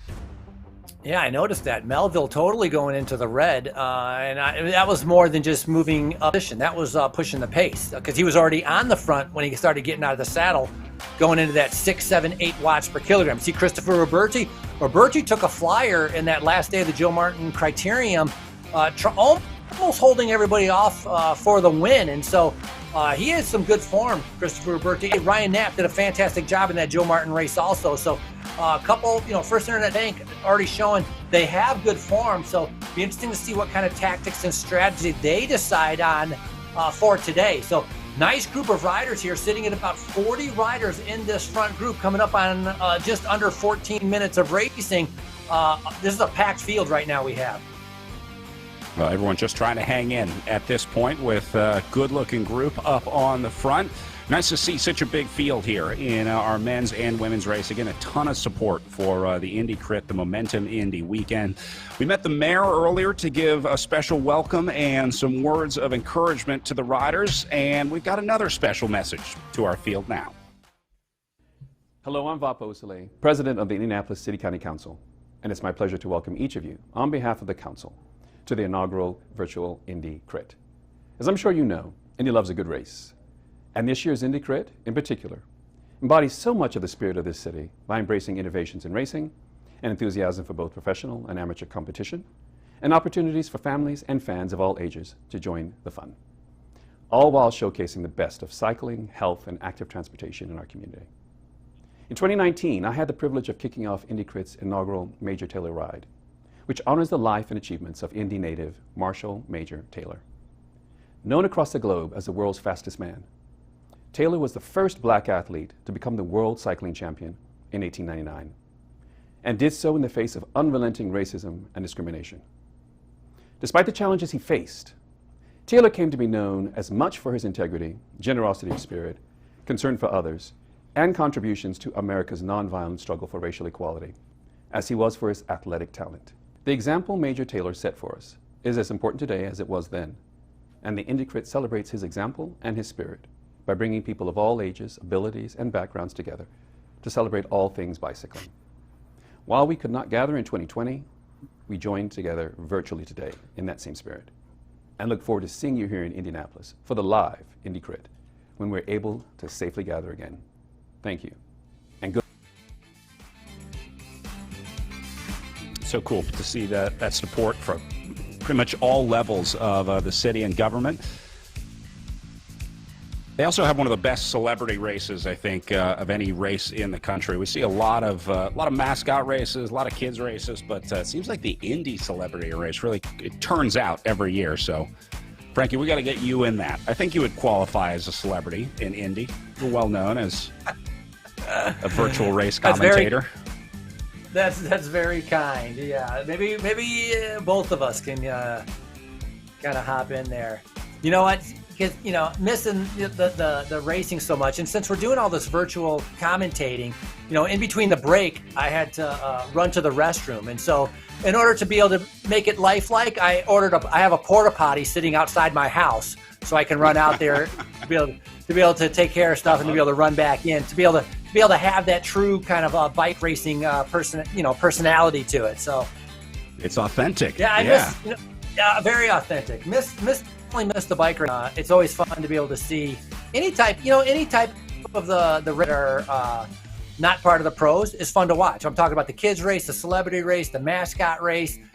They get those are always very entertaining and a lot of fun. And actually, those are kind of, for me at least, those are the ones where you can have a little bit more fun with the riders that are riding in those races and the spectators, because it's not as serious as the pro race of trying to be able to actually kind of announce what's happening and who does what and kind of their background. It's more joking around, and that makes it a little bit more fun. Yeah, a little more fun for us, a little more fun for the riders, and more fun for everyone. The pros are always so serious out there. It's like they're getting paid to do this or something. Yeah, and if you say something wrong, they get all offended. I know. You say their team wrong one time, and it's like, you're the worst announcer ever. You forget a guy's name for 2 years in a row. It's like, announce the wrong winner. All of a sudden they say you're a bad announcer. It happens. All right, watching these guys up at the front in the front group. I'm also watching the riders at the back because remember we were watching Ben Thomas earlier in the show who had gotten dropped earlier. Thomas is not in here. He is not in this front group. So we're trying to figure out, well, there he is. I guess that answers my question. No surprise there. That will be 0 points for Mr. Thomas for today. So this is what we call a technical in the virtual racing world. I don't think Ben Thomas is intentionally putting out 0 watts, and I'm pretty sure his heart is beating. So that would register on RGT as well. This happens when a rider loses connection. It's probably an internet issue for Thomas. It's probably losing Wi-Fi, not having a hardwired connection. I know he's had issues with that before, and we very rarely get a look at him because his connection can't support the video call that we used and running RGT on it. So we usually don't have a camera for Ben Thomas. So that leads me to believe that he's got pretty weak Wi-Fi wherever he's racing. And I think finally caught up with him out there today. Yeah, and as a reminder, up on the front now. Brad, I was going to say, as a reminder, we have the Dirty River tomorrow, right? Which is another opportunity for at least another opportunity for Ben Thomas, but also for a lot of these other riders to come back and race again. It's going to be a little bit different than the criterium. It's kind of well-known gravel race in England, the Dirty River. So that's going to be interesting to see how that plays out. But for anybody that does have technical problems, and it can be technical with your legs or technical with the internet, you're going to have another chance tomorrow to be able to come back and participate in the Echelon Racing League.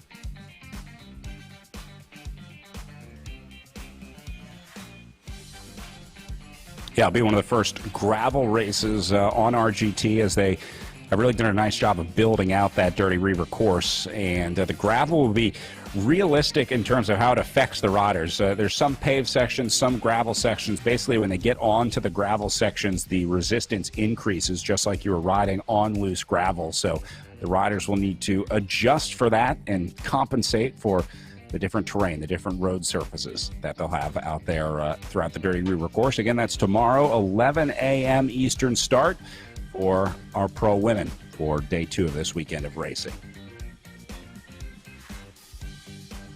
Talked about a couple new teams like Upland Brewing, first time with the Echelon Sports League with Reese Edwards and Ben Souders, and then also first time for Texas Roadhouse, and some strong riders too. A very strong Criterium team with Kyle Perry and Aaron Beebe and Eli House, and those are 3 riders.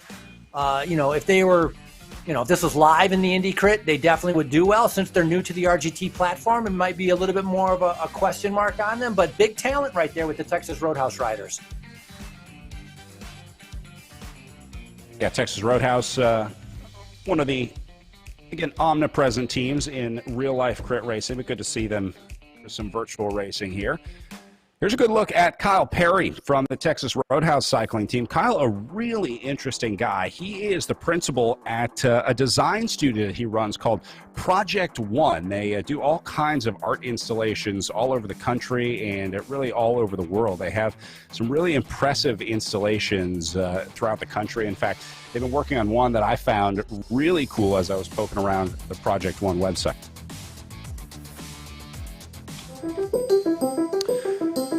So Project One was commissioned to complete 2 projects for the Evansville Museum of Arts, History, and Sciences, part of an expansion project that included a new entrance pavilion. The cladding for the immersive theater was designed to exist as a natural, organic component encased in a clean, white, modern box. They used 6 species of wood veneer. A pixelated gradient was created that moves up through the dome from dark to light. It's conceptually intended to mimic the natural aging characteristics of materials that are exposed to the elements. So in this way, the object seems as if it had always been in this space, an artifact that had been preserved by the surrounding building.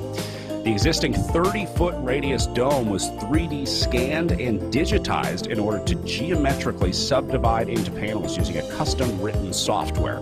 The textures were created from panels, from panel to panel, to give the perception that they're curling outward, the surface into planar diamonds rather than a triangulated mesh. It gives it that aging effect. So then, based on the dome's construction, the overall form, and the surface imperfections, they had to be accounted for to allow their system to float accurately. Utilizing the original surface from the scan, they were able to calculate the distance from each of the panel's corners, which was necessary to create custom spacers to adhere each panel back to the dome. Each of the 1,500 unique panels was CNC cut, associated with a specific size, species, and placement. This simplified installation having a completely prescribed system with only one location on the dome for each panel, including a custom door, floor, and wall conditions. Hard to believe that this is the simplified installation. That was Kyle Perry that you saw up there on top of this dome, getting it installed. Really incredible piece from Kyle Perry and his Project One studio here, Frankie. That's just amazing. Yeah, I mean, it's the amount of work and technology and knowledge to be able to create and then design and then actually build, pretty remarkable. And, obviously very creative individual, but also athletic. He's a very good bike racer, racing in the criteriums. Also races a lot on the track in the velodrome. But look at that piece. I mean, that's definitely a signature piece to be able to have in your welcome lobby.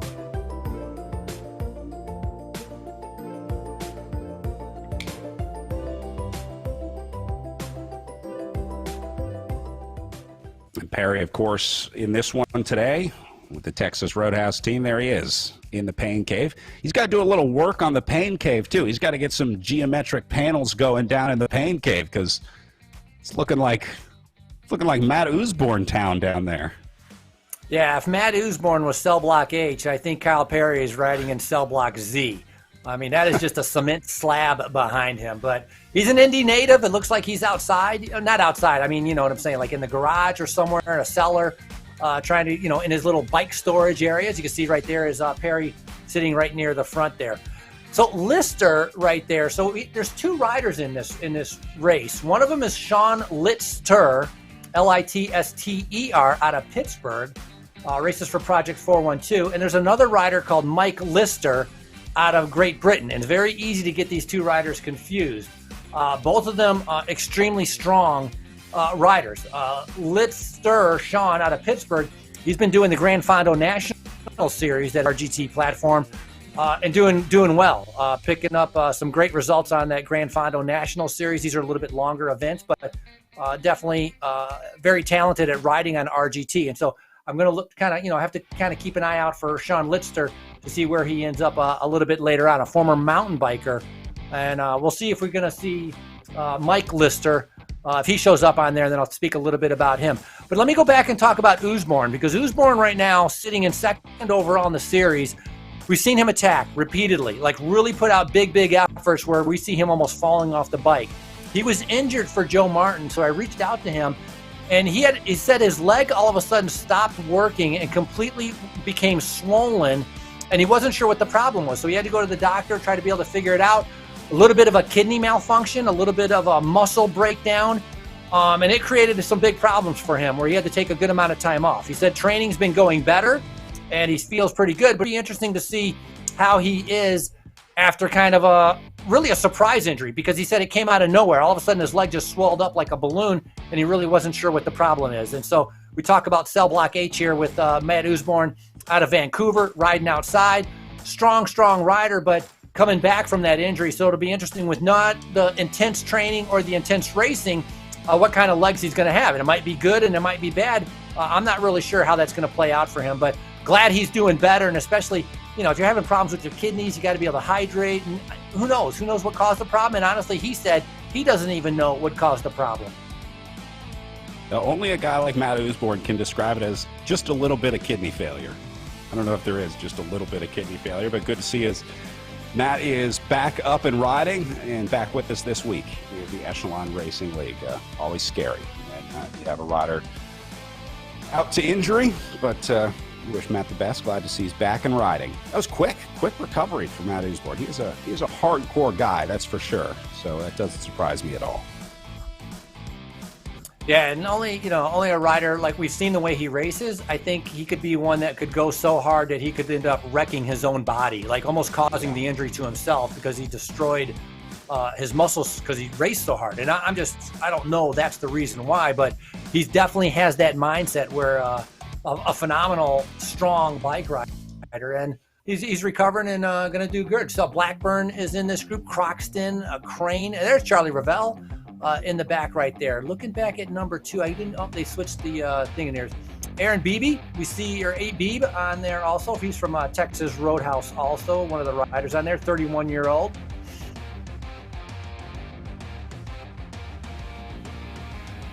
And here's Litzer, your buddy, making his way up to the front.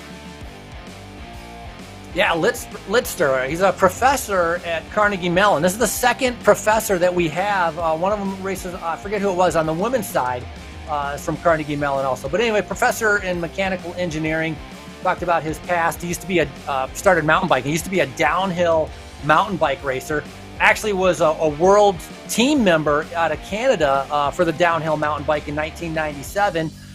Kind of started, switching over to more road riding, and then, last year he was the Pennsylvania State road champion. But Litster racing for that 412, strong rider, and he's been proving it repeatedly over this Grand Fondo National Series, which is a compilation of about about 8 different Grand Fondo races. We're coming up on number 5 this weekend, and Litster's definitely been doing very well in there, placing in the top 5s, and so. look to be able to see him do a little bit, do a good ride a little bit later on. Like seeing the numbers on the back wall right there. It's nice decoration, kind of give you a little bit of motivation and be able to keep those race numbers. It's good to see. Yeah, a lot of riders keep their race numbers in the pain cave, a little motivation to get back to real life racing someday, you hope. A little encouragement along the wall. Yeah, Litzer with those, talking about the Fondo National Series, they're doing the time sections over there at first on RGT, where riders, you can kind of ride in between, and then there's just a few time sections on each day's course. So kind of a unique way of scoring it on the virtual platform. It's been cool to see that grow as well. Yeah, I've done 3 of them, and it's been fun. The first one was like 51 kilometers, about 31, 32 miles. And I didn't finish. I went so hard on the dang first time section, I ended up blowing myself off, and I didn't finish. But the second one and the third one actually did pretty well, and I enjoyed doing it. It's super important where you can the sections of the course that aren't timed, and then on the time sections, obviously you go really hard because those are the ones that count like a GC time towards your overall placing. And so it's kind of a different format, and it's worked out really well. You can see totally where it's marked, where the time sections are. And so that looks good. So I look forward to trying to do, I think I'm going to try to do the next one tomorrow, which I'm not sure which one it is. I remember I did Asheville, I did Boone. Yeah, I can't remember which one it is, but it's good. It's a good kind of template to be able to try RGT, and it's important to be able to stay with the group. Obviously with the group you're faster than if you're by yourself. Same thing here on the Criterium course. It's always more fun with friends. Always more fun when you can stay with the group. And a little more fun when you can chat with them as well. Have a little bit of communication. We have been listening to some of the Discords that the teams have been using. Most of the teams will have a Discord channel that they use to communicate internally during the race so they can exchange information, give some encouragement. Let's listen in to Project Echelon right now. It's a good headline. Charlie Valet still in there? Yeah, he's in here. He's in here. Okay. Okay. I haven't seen him yet. Yeah, watch for him to make a go of it too. I don't think he's going to like 3 to go. Yeah. Oh, nothing will stick right now. No. Just be careful, be aware. Charlie just commented. He's like, "Oh, I'm still here, boys." Zoom, zoom.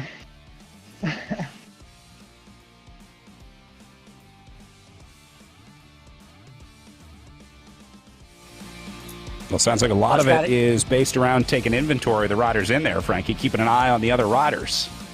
Yeah, and you could hear Eric Hill talking. Frank Cundiff was talking in there. Peter Olenchek's on that Project Echelon team. But yeah, figuring out who those strong riders are still in there. Charlie Velez, we've seen him strong, turning himself inside out. Young rider has done extremely well.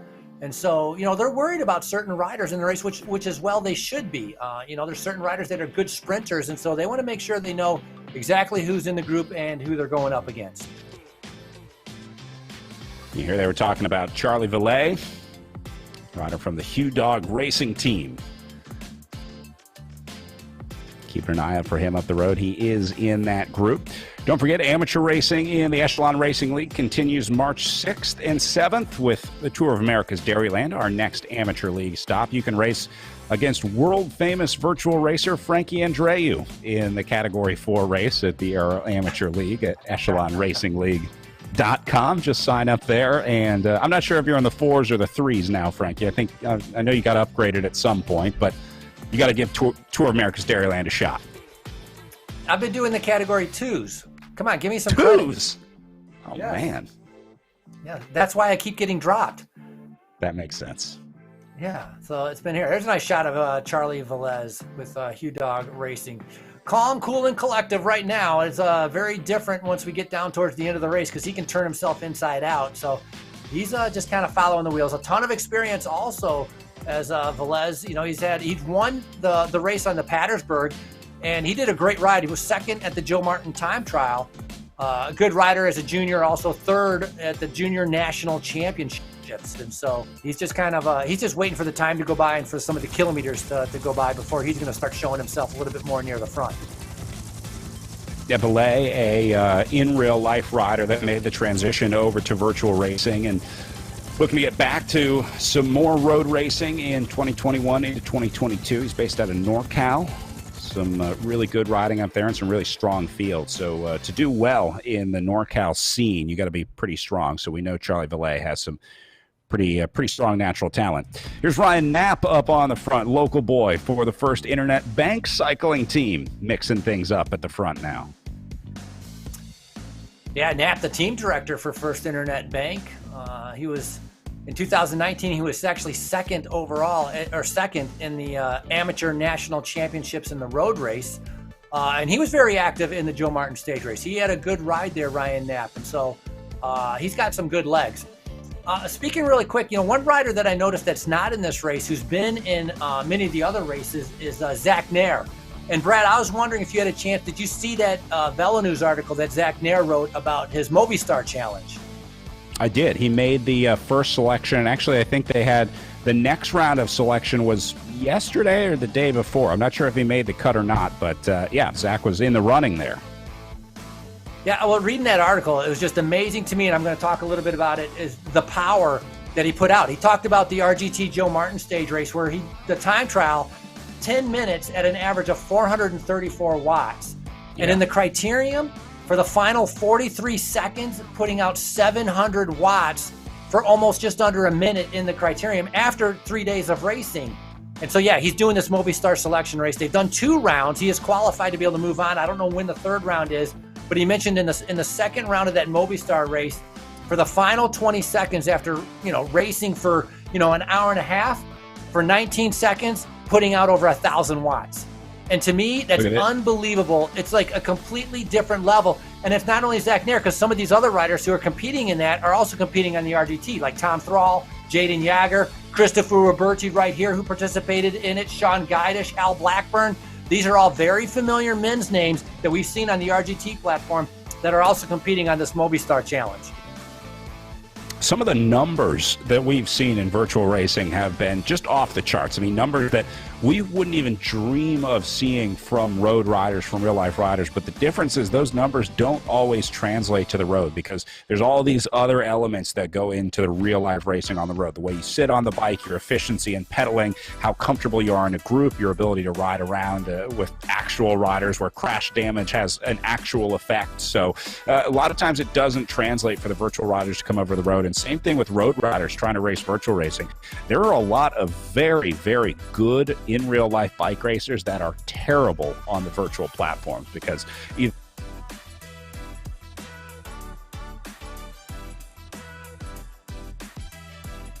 Yeah, there's a little bit of a difference. I think the biggest difference also is you don't see these super high power numbers in real life, partly because a lot of these, the road races, 5 hours, maybe, 4 hours long, 5 hours long, like if you're seeing European professionals. And so that wears you down. And so that's harder to do, 20 seconds at 1,000 watts. Now, these sprinters at the end of a Tour de France stage, for sure, they can get up to 1,000 watts, and they're the best of the best. But the power numbers that we're seeing on the virtual platform are mind-blowing. It's astonishing how strong so many riders are. And it's fun to watch. It's fun to see, these kind of power numbers that these guys are putting out. And these same guys that are competing, on Zwift, in the leagues, on RGT, they're kind of mixing and matching. As we see a nice shot here of Christo Uberti. And he's, super good roader, super good criterium rider out of Brighton, Michigan.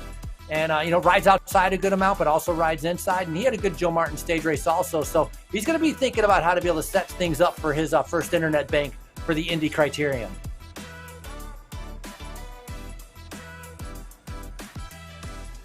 Now, we talked about the learning curve to new riders coming to race on the RGT platform, some of the bad luck that sometimes comes with that as well, as we saw Ben Thomas with some bad luck early on today. We were also looking for Kerry Werner in this group. Kerry is a new signing to the Project Echelon team. He's going to be racing with them on the road. Now, Kerry is probably best known as a cyclocross racer and mountain bike rider. He does a lot of his professional riding off-road, but he joined the Project Echelon team this year and gave his first virtual race a shot on RGT.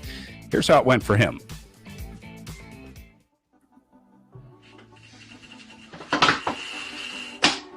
Friday, February 5th, and I'm here on a trainer in front of a video camera to bring to you my first e-racing experience. Before we get too deep into that, I'd like to point out that I am a newly minted member of the Project Echelon road team. The TT is exactly the same as the TT that we would race in real life. The road race is the last 45 miles of the road track, and the crit is the exact same downtown Fayetteville crit.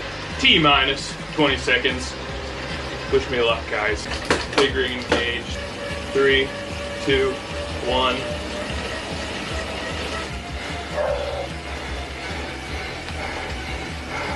Oh, man. I've been told to, quote, be ready to get off the line. So, 3, 2, 1.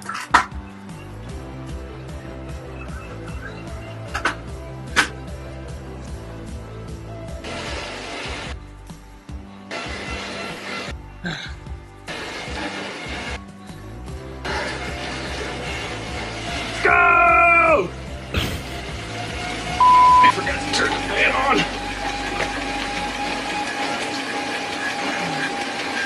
Well, that was short-lived.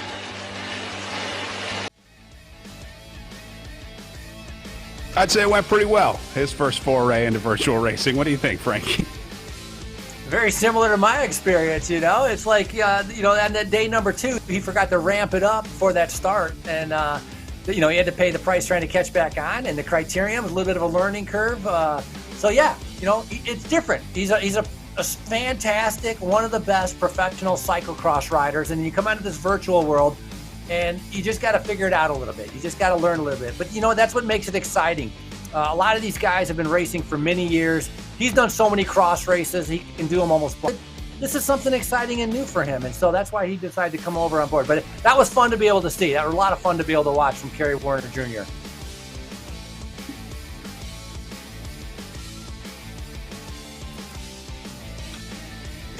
Well, first internet bank, Tanner Ward on the front once again for doing a good job. We talked about he was one of the members on the USA Cycling's eSport World Championship team, as Tanner Ward just kind of gets swallowed up as a lot of these other riders. It's Bacon now on the front. So it keeps changing.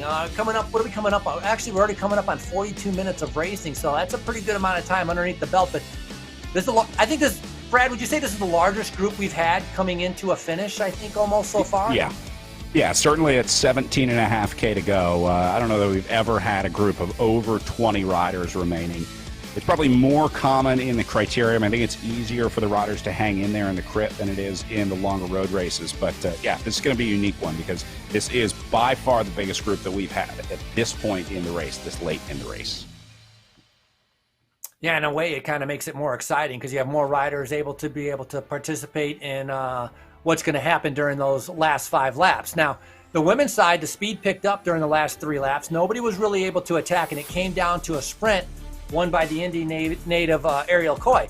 For the men's side, we may see a little bit more team tactics. We may see some flyers, and I think that could make it a little bit more exciting coming in those 2 laps before we get into that final sprint. But Charlie Ravel, you can see, is up there. Tanner Aled Jones, a very good rider, also has managed to be able to, you know, kind of sit right in the middle. He's not getting himself in any difficulty as he's just kind of taking his time. Now, Uberti, the first one on the flyer with a little bit of a gap. We've seen how quickly these gaps can come down, but Uberti definitely in the red.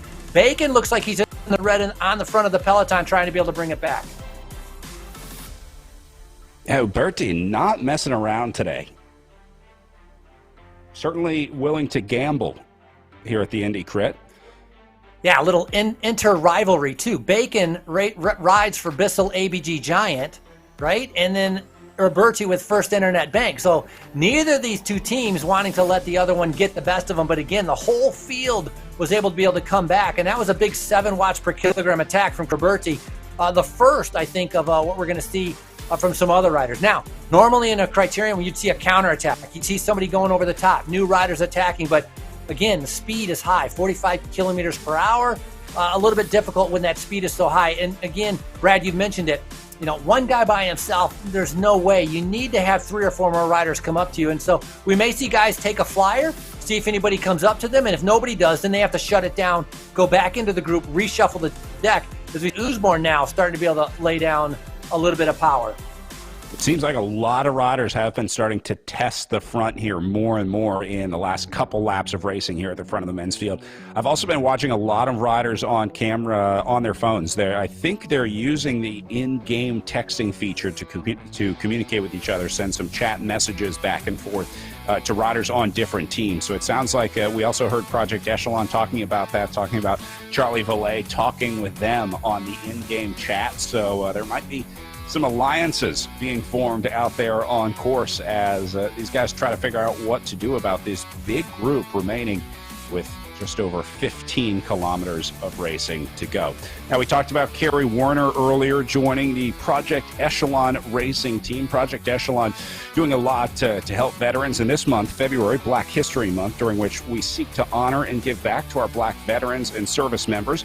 Project Echelon is teaming up with the St. Augustine University cycling team to complete the Ride for 22 Challenge, raising money for the Ride to Stop Suicide and SAU cycling program. They've been riding 22 miles a day for 22 days straight in honor of the 22 veterans we lose to suicide every day.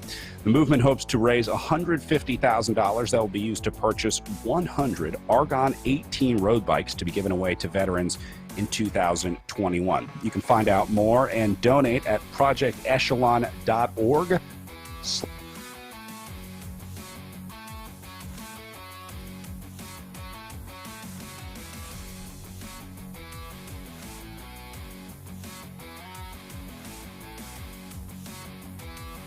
So great cause from a great group, trying to get more veterans on bikes. Again, projectechelon.org/programs for more information.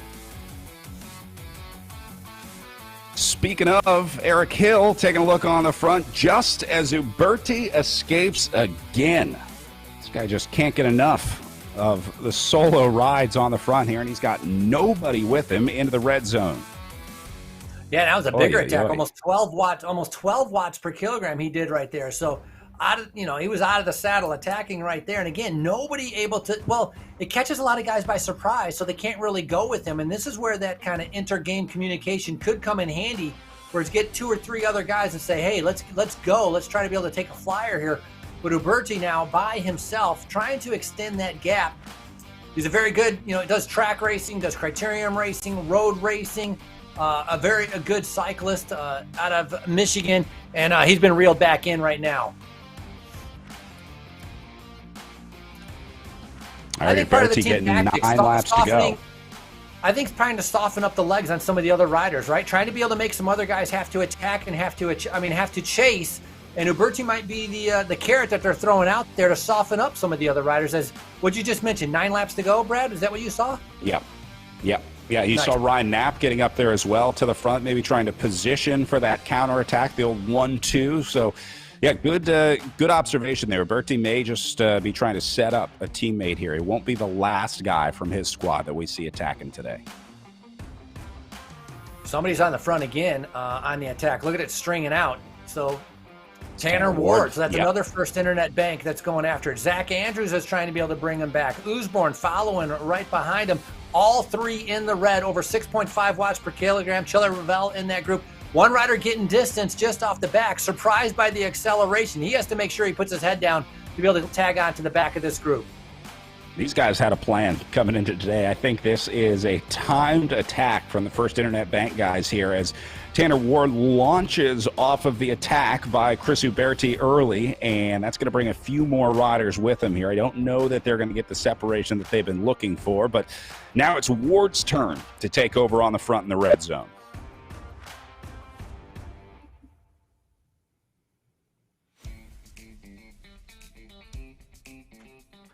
Well, that's also the second time we've seen Ruben Bacon from Bissell ABG Giant be the rider that has to shut the gap down. So he shut down Uberti, and he had to go on the front the next time and shut down Tanner Ward.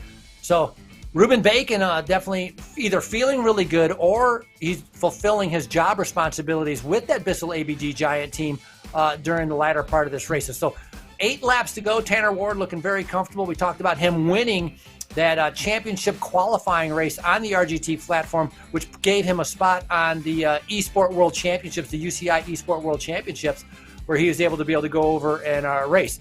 See Ollie Jones in there, Aled Jones right there, Ravel and Crane, all of them still managed to be able to stay with this group.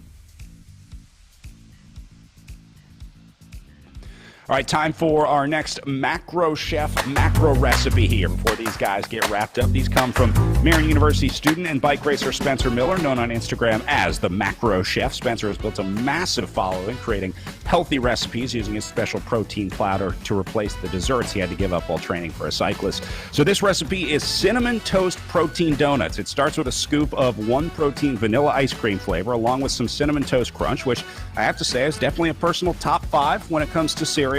Big fan. Vanilla ice cream flavor protein base is then used for the glaze, because what's a donut without a good glaze? Then you just bake it all up, get them glazed, and some more cereal on top for a protein-packed cinnamon toast donut. Spencer has tons more recipes on the Macro Chef Instagram and Facebook pages.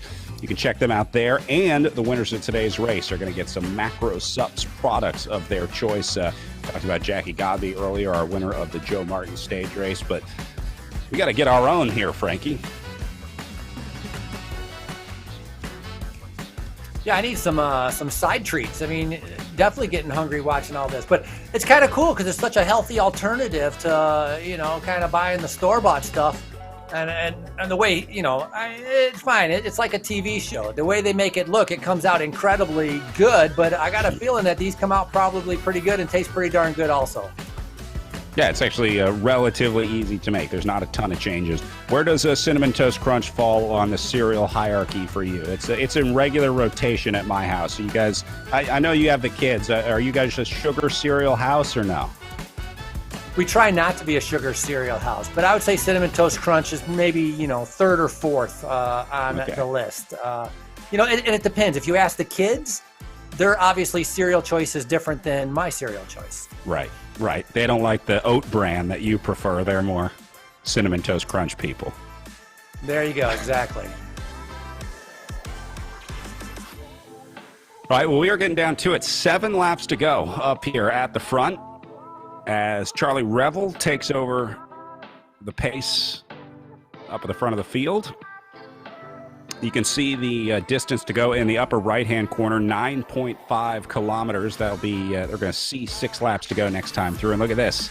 Riders getting shredded out the back. Now, Ryan Knapp, I don't think we've seen an attack from yet. I think we've seen every other First Internet Bank rider send one off the front. So maybe Knapp is the powder that they're keeping dry out there today.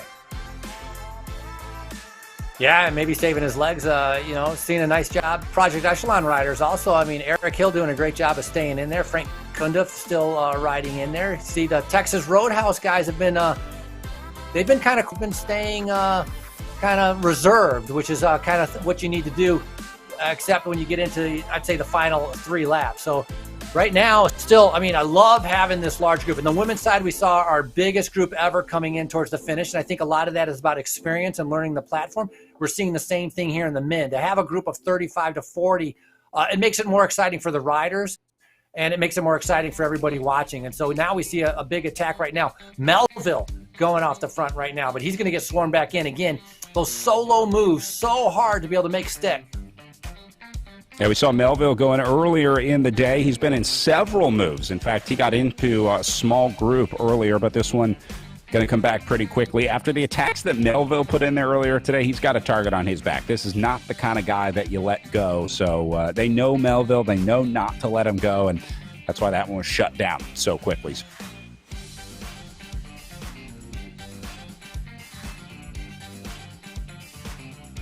Well, I guess Matt Usborne's recovered, hasn't he? On the attack again. Tanner Ward out of the saddle now, trying to be able to bring him back. So Usborne, again, he has a big chance. He's got to be careful about how much work he does right now, because he has to make place as well at the finish, right?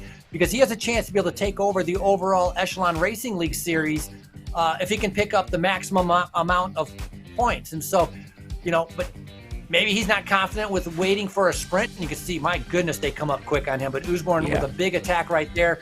Tanner Ward bringing it back, and everybody else just following the wheels. 2 guys in trouble right now. This is dangerous back there. A good point with Oosborne sort of fighting the battle on two fronts. He wants a stage win today, but he also has a chance to overtake the overall from Ben Thomas.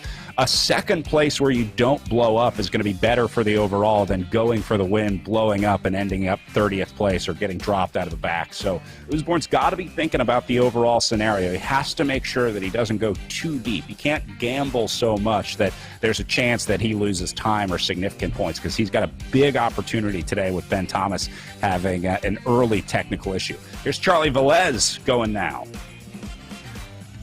Yeah, I would agree. A top 5 today, I think, would be more valuable for Oosborne than, gambling on a win and then going off the back. Charlie Dog Racing on the front. Right behind him is Cooper bringing him back. Must say, a nice ride by so John Cooper out of Chicago, Illinois. So is that red jersey? So that's a XXX Racing Athletico rider that's trying to hook up with Velez. So 2 riders is better than 1. So perhaps you can see both of these guys still pushing the pace. Hill was the one on the front doing the chase with Frank Kunduff. So 2 riders from the same team, from the Echelon Racing team, on the front trying to be able to bring this back. They missed out on the move, and they don't want to stay off the back. So it's about to get brought back again. Charlie Velez right there. Nice look at him of keeping that tempo going, keeping the pressure on the pedals. And then John Cooper below, you may notice the familiar Pain Cave alongside Jackie Godby. You see her Argon 18 time trial bike there just next to John's. And then Charlie Velez up top as those guys come back into the fold after a little bit of time working together, trying to get away. Ruben Bacon back up here in the red zone, just on the outside, as be coming up to 4 laps to go here. Their field rolling under the arch. Cooper won one of the very first Echelon Racing League Series races, right? He took Borrego Springs, so that was very early on. Since then, not as good a results, but it's hard to be able to top. When you win, all you want to do is be able to win again. So Cooper doing a good job right now of responding to that attack, but more importantly, recovering in order to stay in the group. And that's tricky sometimes when you do a big move like that and you redline yourself. You want to try to ease up, and you can't ease up too much because these guys come with a speed that is incredible when they catch you. And so you got to be able to stay with the group and keep the power on. Jackie Godby checking out the setup there of John Cooper. It's like maybe there's a question about the trainer or something. This is like that feeling where you swear your brake is rubbing, or you feel you've got a flat tire, and then you get off the bike and sure enough, you're just tired. Certainly hope that's not happening for Cooper here, but did see Godby taking a look at his setup there. Look at the gear. Look at the power he's having to put in. He's in a massive gear right now. I wonder really if he's putting having in a ton of power. issues. That could be maybe because he's having to get out of the saddle on a flat course. He's definitely not spinning. He has a different style, obviously, than Jackie Godby. Godby turns the pedals over. She spin. He's just mashing on those pedals, and it seems like so much so that maybe it is a shifting issue, but he's having to get out of the keep the kind of that momentum going. So tough ride by Cooper right there, but he's managed to be able, I think, to still stay in this group. So it's a nice ride by him. Velez looks a lot more comfortable on top, drinking some water, staying hydrated. He's just like chilling right now. He's just chilling for the sprint with 4 laps to go.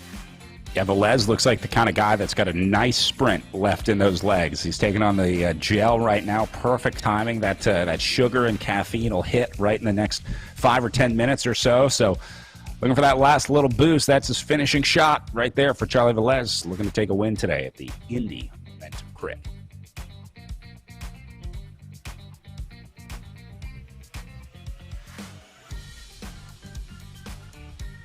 $35 guys in here, Frankie. 38 guys in here. That's a big group. It's like I said, it's nice to see.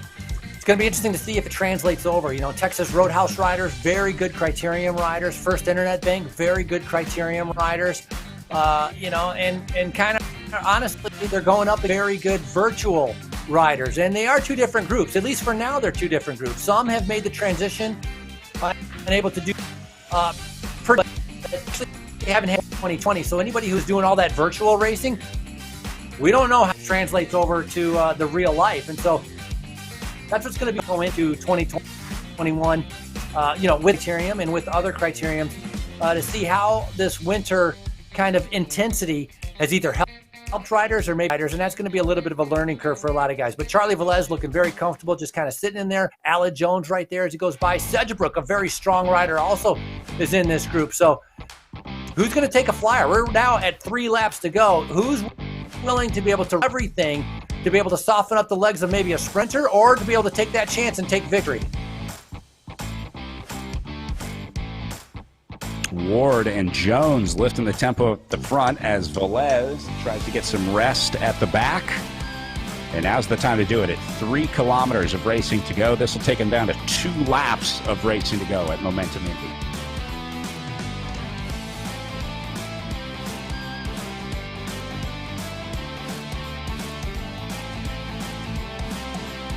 Right now, a lot of teams with teammates in here.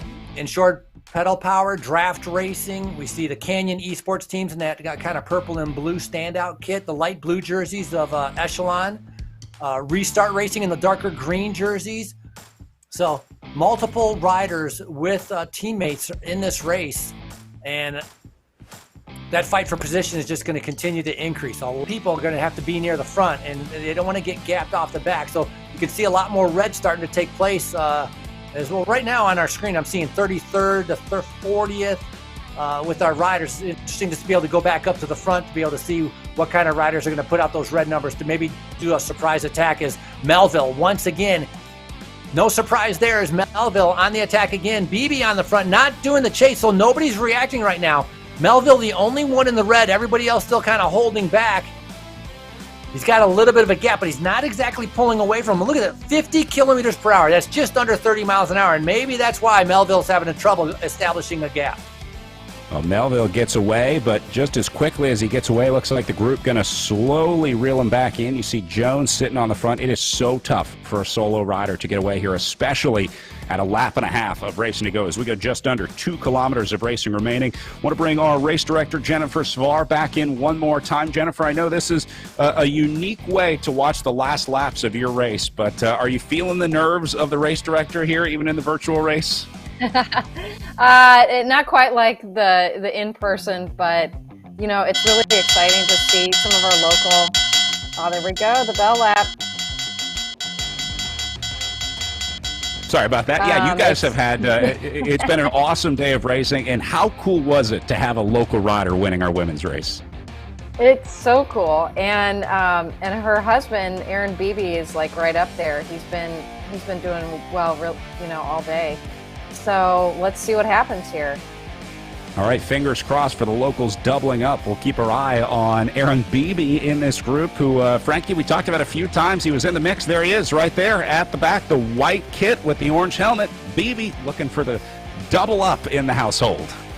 Well, Aaron Beebe, 31-year-old on that Texas, on ABG Bissell. So, yeah, that would be a story, right? If they double up, that would be. You know what? Somebody's going to have bragging rights at the dinner table unless BB can match what Ariel Coy did. So, yeah, he's got some pressure on his shoulders. We're going to see if he's going to be able to step up to that. Peter Olenchek in the red right there, trying to be able to help out his teammates, leading some riders out. But a big fight for position coming up to the front. A lot of guys in red. Look at that. All you're seeing is red on that left-hand side of the screen, and that's in the back. So we're looking right now, 27th to 35th. These are the guys in the back trying to be able to keep in contact. Half a lap to go. Look at the meters counting down. 300 meters to go. This is what caught me by surprise last time, is that 300 meters to go. All of a sudden, they started their sprint a little bit late. Out of that corner, it looks like Huberti's on the front. Will Harden from Draft Racing sitting in that draft. Will he be able to launch a good sprint to be able to come around? But look at the speed from the riders behind. It's going to be another chaotic finish as Kevin Bouchard Hall hits the line first. I think he takes his first win in the Echelon Racing League here. We'll wait for confirmation, but certainly looked like Bouchard Hall to me first across the line. And there you go, confirmation. Wow, good sprint by Bouchard Hall, timing it perfectly. Very nice. Look at that. His blue jersey looks like a wet jersey, and for good reason. Oh, yeah, look at that. The Velocio jersey soaked through for Kevin Bouchard Hall as Restart Racing takes a win here today in another chaotic sprint and another new winner in our men's race as well. The Indy Crit proved to be the great upsetter of the Echelon Racing League this week, Frankie. Well, yeah, perfectly timed. He took off coming out of that corner, and a 39-year-old just taking it for Restart Racing. And so translating, a very good cross rider and a very good virtual rider. So, yeah, as far as I can tell, this is the first win he has had in the Echelon Racing League Series. The other part I was looking at where Matt Usborne finished, and I did not see Matt Usborne in that first 10 to 15 riders in the finish. So that's going to be a little bit of a disappointment, I think, for Matt, not to be able to pick up some valuable points. But even if he was able to finish after coming off that injury, I got to give him a lot of credit for coming out here and attempting to be able to race with the high level that these guys are showing day in and day out. Well, let's see where Usborne ended up today. It doesn't even look like he made the top 10, with Kevin Bouchard-Hall taking the win, Sindra Breen in second, Alec Jones taking third, Gary Moeller ends up fourth place, and Jonathan Crane rounding out the top 5 for Restart Racing. So, I would call this an upset for Matt Usborne out there today, Frankie, because he's going to miss out on some points that he had an opportunity to widen his GC lead over Ben Thomas, but doesn't look like he's going to even end up inside the top 10 here today. Yeah, just missing out, but you could see how fast the guys were going, and what a 3.961 Bouchard-Hall shows that he kind of, he saved himself, kind of knew how to be able to ride this. Look at Jonathan Crane, man. And he was just cranking. And Ruben Bacon, we saw him chasing down a lot of moves in the beginning. I'm surprised he had any kind of legs at the end to even have that sprint. So a fantastic ride for ninth place by Ruben Bacon. But all of these guys, this was a fast race and a hard race. And so to watch, but even more so was that we had 40 guys coming into the sprint together. We haven't seen that yet in the Echelon Racing League. So that was really good for our Indy criterium. All right, let's grab a word with our race winner, Kevin Bouchard-Hall. Kevin, congratulations, your first win in the Echelon Racing League here. This course has been the great mix-up here in this week of racing. Is it something about the Indy course? I mean, why are we seeing new winners this week? Because it's so fast and there's such a washboard going on. It's kind of a lottery of like when you jump and whether or not you're fresh enough to have some kick. And I think you needed to have everything fall in the right place, and I just got lucky, really. I think we had like 50 laps or however many we did to try to guess when the jump point is and where you needed to be in the pack. And I think I felt like I had a good idea of where I needed to go, and it worked out better than I thought. But, I think it easily could have been 20 other people that won today. I just got lucky. A super fast finish coming to the line and a chaotic one there as well. I mean, how do you sprint in a virtual race like this? Is there much strategy to the finish there? Are you trying to time that sprint just right? Or how do you win a sprint on RGT like this? It's timing your momentum. So, like, if you are coasting and drifting back in the pack, your sprint will just get you back to where you were. And as everyone's accelerating and people are jumping early, you need to kind of go with that pack momentum and then be able to have that second gear to jump on top of that momentum to sprint. So it's timing that. I think the best esports sprinters are guys that can gradually ramp up their power and then kick at the very end and be in the right spot. So it's kick from the right spot, have the right momentum, and have that extra gear. And that's kind of fitness. That last bit is fitness. Everything else is playing the game well. Very good. Thank you very much, Kevin. Congratulations on the win today. Congrats to Restart Racing. I see a lot of your guys celebrating here in the Zoom room. So congratulations to you and the guys today. Thanks. So some good tips for you there, Frankie, in your budding virtual racing career. It sounds like the momentum, the timing, a big part of those finishing sprints.